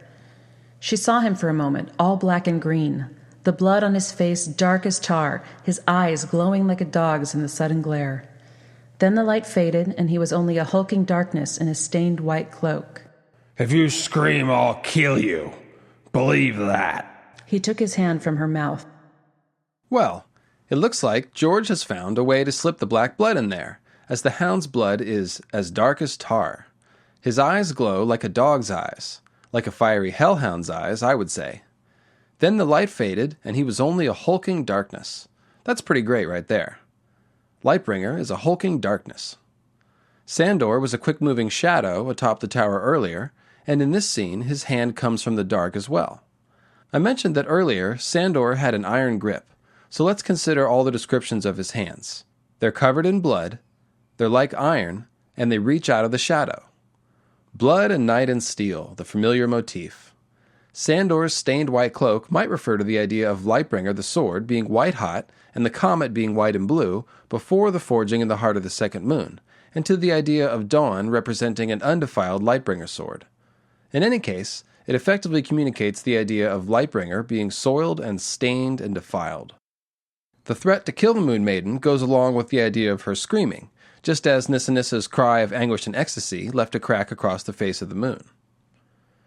There are also some Greenseer ideas here that I'm not ready to dive into yet, but take note of the swirling lance of jade light that is spit up at the stars. This could be a reference to the idea of Greenseers calling down the Hammer of the Waters. Renly's crown is made of gold and has a jade stag on it, which are the colors of Highgarden, and therefore evoke the idea of Garth the Green, who may have had antlers on his head like a stag, an image which is recreated whenever one of the Baratheons dons their antlered helm. There's just a bit more to quote from this scene, and here it is. The hound laughed. I only know who's lost. Me. He is drunker than I've seen him. He was sleeping in my bed. What does he want here? What have you lost? All. The burnt half of his face was a mask of dried blood. Bloody dwarf. I should have killed him years ago. He's dead, they say. Dead? No. Bugger that. I don't want him dead. He cast the empty flagon aside. I want him burned. If the gods are good, they'll burn him. But I won't be here to see. I'm going. Azor Ahai Reborn is the Wanderer from Far Places, or the Red Wanderer. Sandor, accordingly, is lost, and has lost all. I think this is consistent with the idea that being Azor Ahai Reborn is not necessarily a great deal of fun, just as Jon discovered in his Azor Ahai dream where he feels abandoned and alone. The highlight of this part is that Sandor was sleeping in the bed of the Moon Maiden. This is a direct parallel to the idea of Jon Snow emerging from Lyanna's bed of blood. The bed was even specifically made into a burning moon symbol when Sansa bled upon the bed, making it a bloody bed, and then burned it. And again, all of this takes place at the top of a tower. The Hound's face is a mask of dried black blood, which sounds a lot like Beric's face, which was called a death mask, or like Quaithe's red lacquer mask. Tyrion, one of the likely heads of the dragon, gets a shout-out here as a bloody dwarf that Sandor wants to see burn. Fire and blood, the recipe for a dragon. Sansa thinks he's dead, then Sandor says no, implying resurrection or an undead state. Tyrion has a symbolically rich dream of being dead after he's knocked unconscious in this battle, but we don't really have time for that here. If Tyrion is in fact half Targaryen, and that's a theory I tend to believe in, then he's part lion and part dragon, the perfect solar symbol. His green and black eyes might be referring to the same motif that Sandor's momentary green and black appearance we saw a moment ago refers to. When Renly was killed in the tent by Stannis' shadow sword, the sword was described as black on green. The Targaryen Civil War was, of course, the blacks versus the greens. I think I know what all this means, but I'll have to save it for another time. I'd like to thank my fellow blogger Sweet Sunray of the Mythological Weave of Ice and Fire blog for the tip-off about this earlier part of Sansa's Moonblood chapter atop the tower. She caught this and brought it to my attention just as I was recording, and I barely squeezed it in. Sweet Sunray has some really fabulous essays on the chthonic underworld realms in A Song of Ice and Fire, as well as a study of Lyanna as Persephone, who is an abducted moon maiden, and I highly recommend those. Check out her blog, and the link is on my website, or you can just look up Mythological Weave of Ice and Fire. There's another appearance of the moon as a flower motif at the birthing of the Shadow Baby in A Clash of Kings. Melisandre represents the destroyed second moon, the mother of Lightbringer, as we've seen before. She's been impregnated by Stannis, who plays the role of Azor Ahai, of course, and she's going to give birth to the Shadow Baby, which represents Lightbringer. Notice that it's actually the moon which gives light, temporarily as it explodes, and Lightbringer, which is made of darkness. There was no answer but a soft rustling, and then a light bloomed amidst the darkness. Davos raised a hand to shield his eyes, and his breath caught in his throat. Melisandre had thrown back her cowl and shrugged out of the smothering robe. Beneath she was naked and huge with child. Swollen breasts hung heavy against her chest, and her belly bulged as if near to bursting. "Gods preserve us," he whispered, and heard her answering laugh, deep and throaty. Her eyes were hot coals, and the sweat that dappled her skin seemed to glow with a light of its own. Melisandre shone.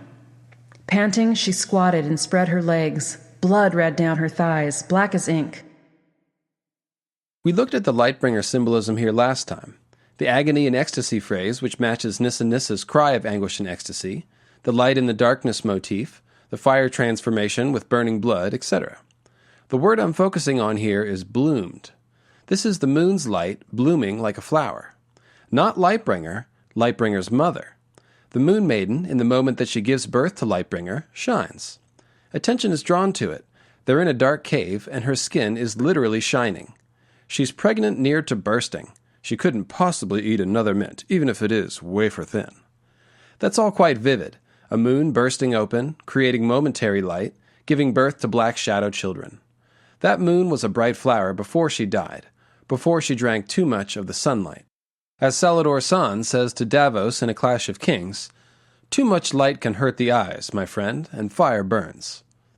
Notice that Lightbringer the Black Shadow looks just like his father, Azor Ahai Reborn, as played by Stannis Baratheon. He even has a crown of shadow and towers above the boat. There's our Shadow Tower motif again. But while his father is a living person and a king, the son is a black shadow version of the father. That's the family portrait here.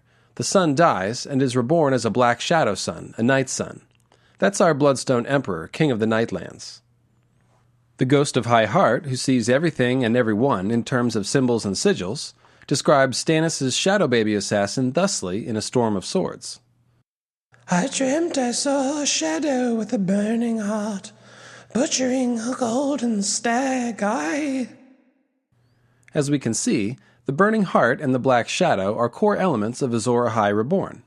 The fiery heart of the Moon Maiden becomes the black shadow meteors, which are themselves fiery hearts that bring darkness and shadow. We'll get into Renly's symbolism on a different occasion, but I will point out that the slaughtering of the golden stag describes the death of the golden sun. Section 11.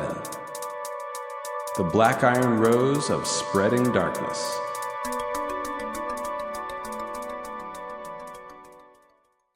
We'll wrap up this podcast with one last truly epic Flower of Darkness quote.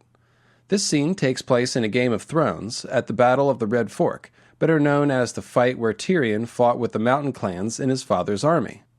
Tywin, as usual, plays the role of the sun. Tywin Lannister's battle armor put his son Jaime's gilded suit to shame. His great cloak was sewn from countless layers of cloth of gold, so heavy that it barely stirred even when he charged, so large that its drape covered most of his stallion's hindquarters when he took the saddle. No ordinary clasp would suffice for such a weight, so the great cloak was held in place by a matched pair of miniature lionesses crouching on his shoulders, as if poised to spring.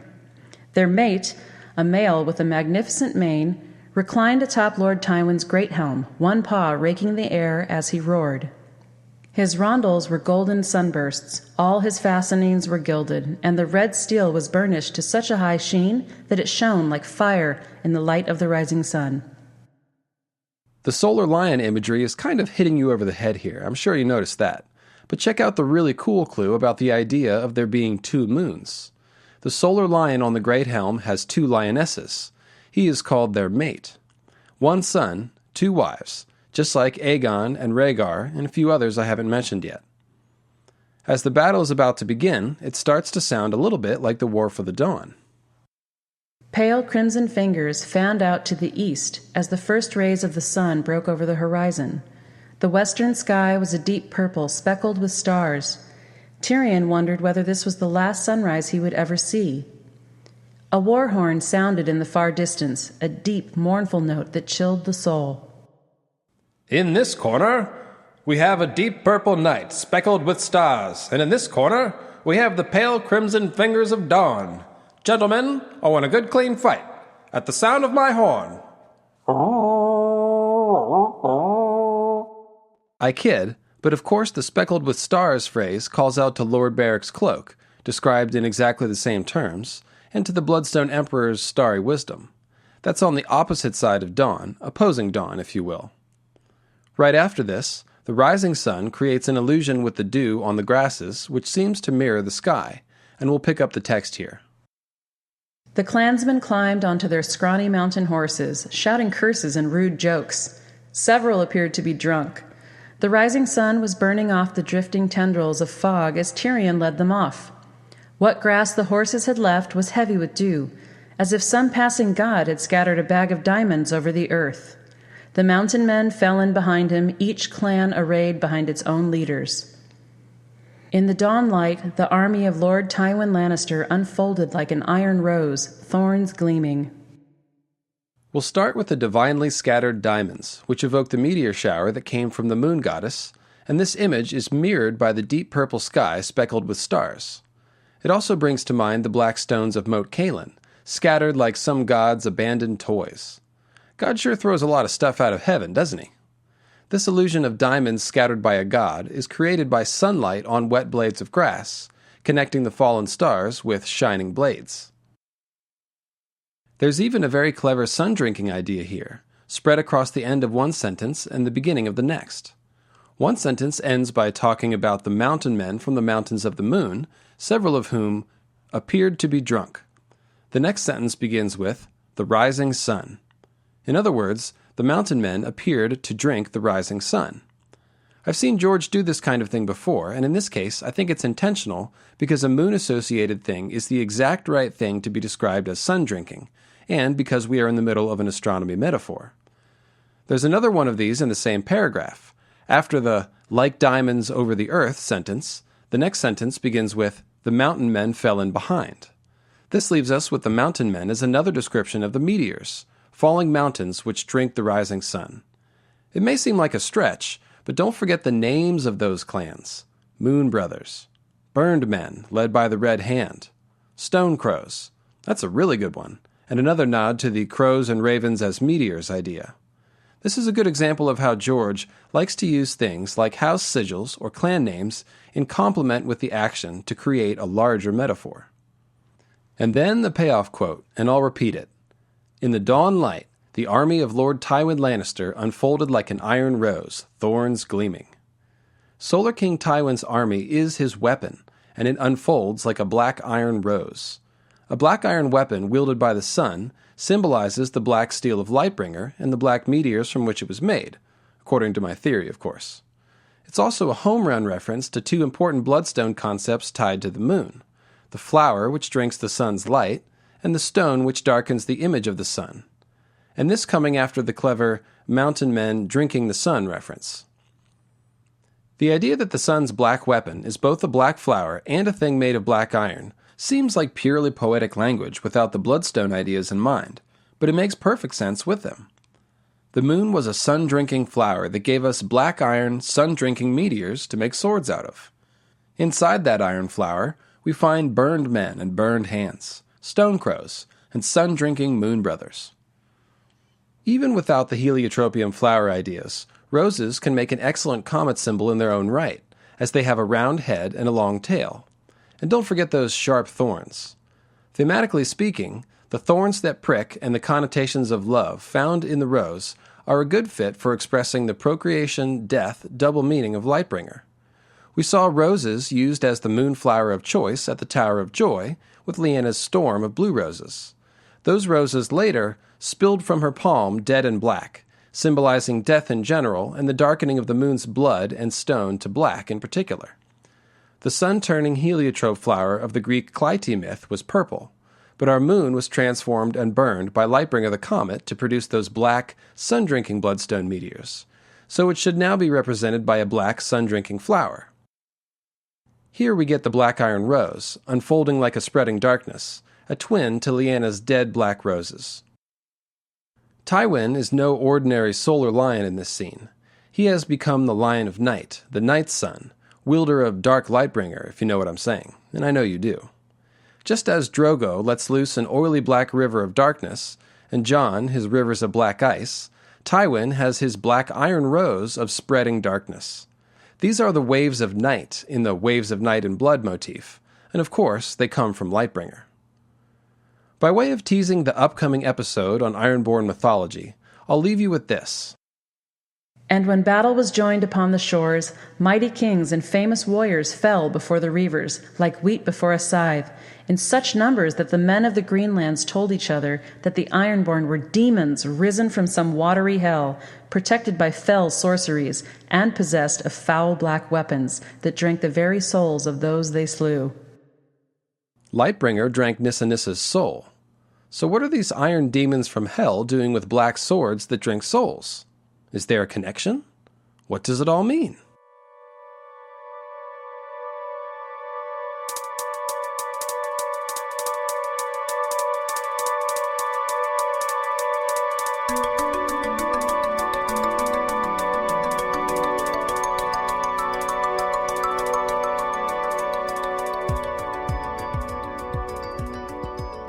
Wow, we did it!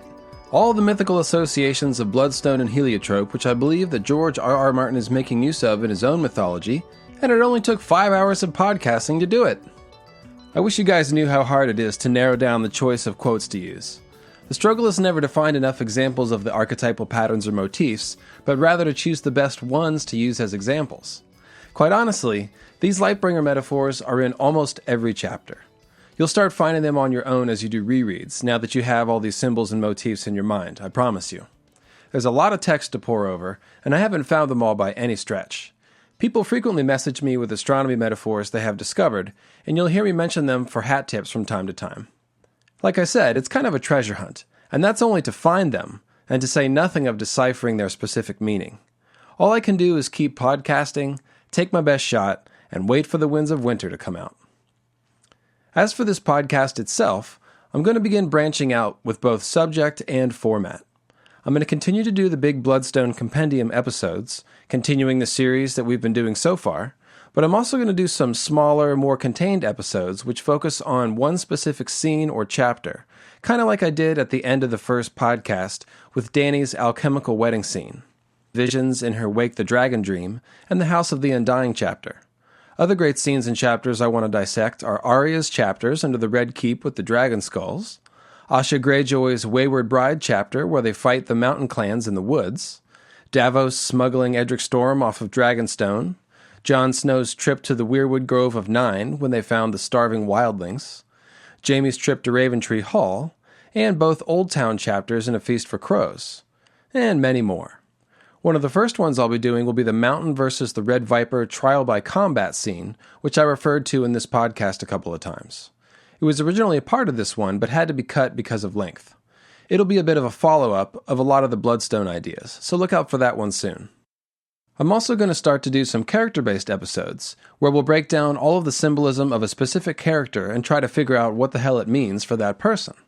And as I mentioned a bit earlier, I'm also going to be getting into the very important topics of Green Seers and the others, and I believe that I'm going to be able to tear away the veil of secrecy around the Green Men and the Isle of Faces.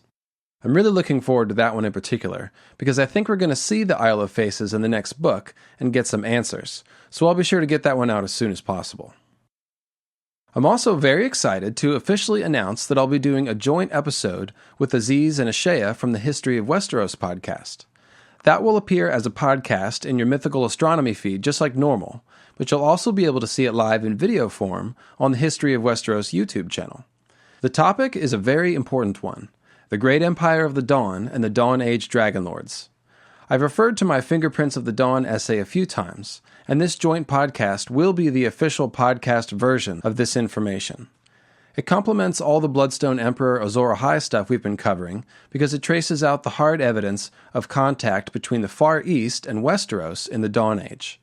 In addition to the Great Empire of the Dawn and the Ashai material, we're basically going to cover all the evidence of people other than First Men in Dawn Age Westeros.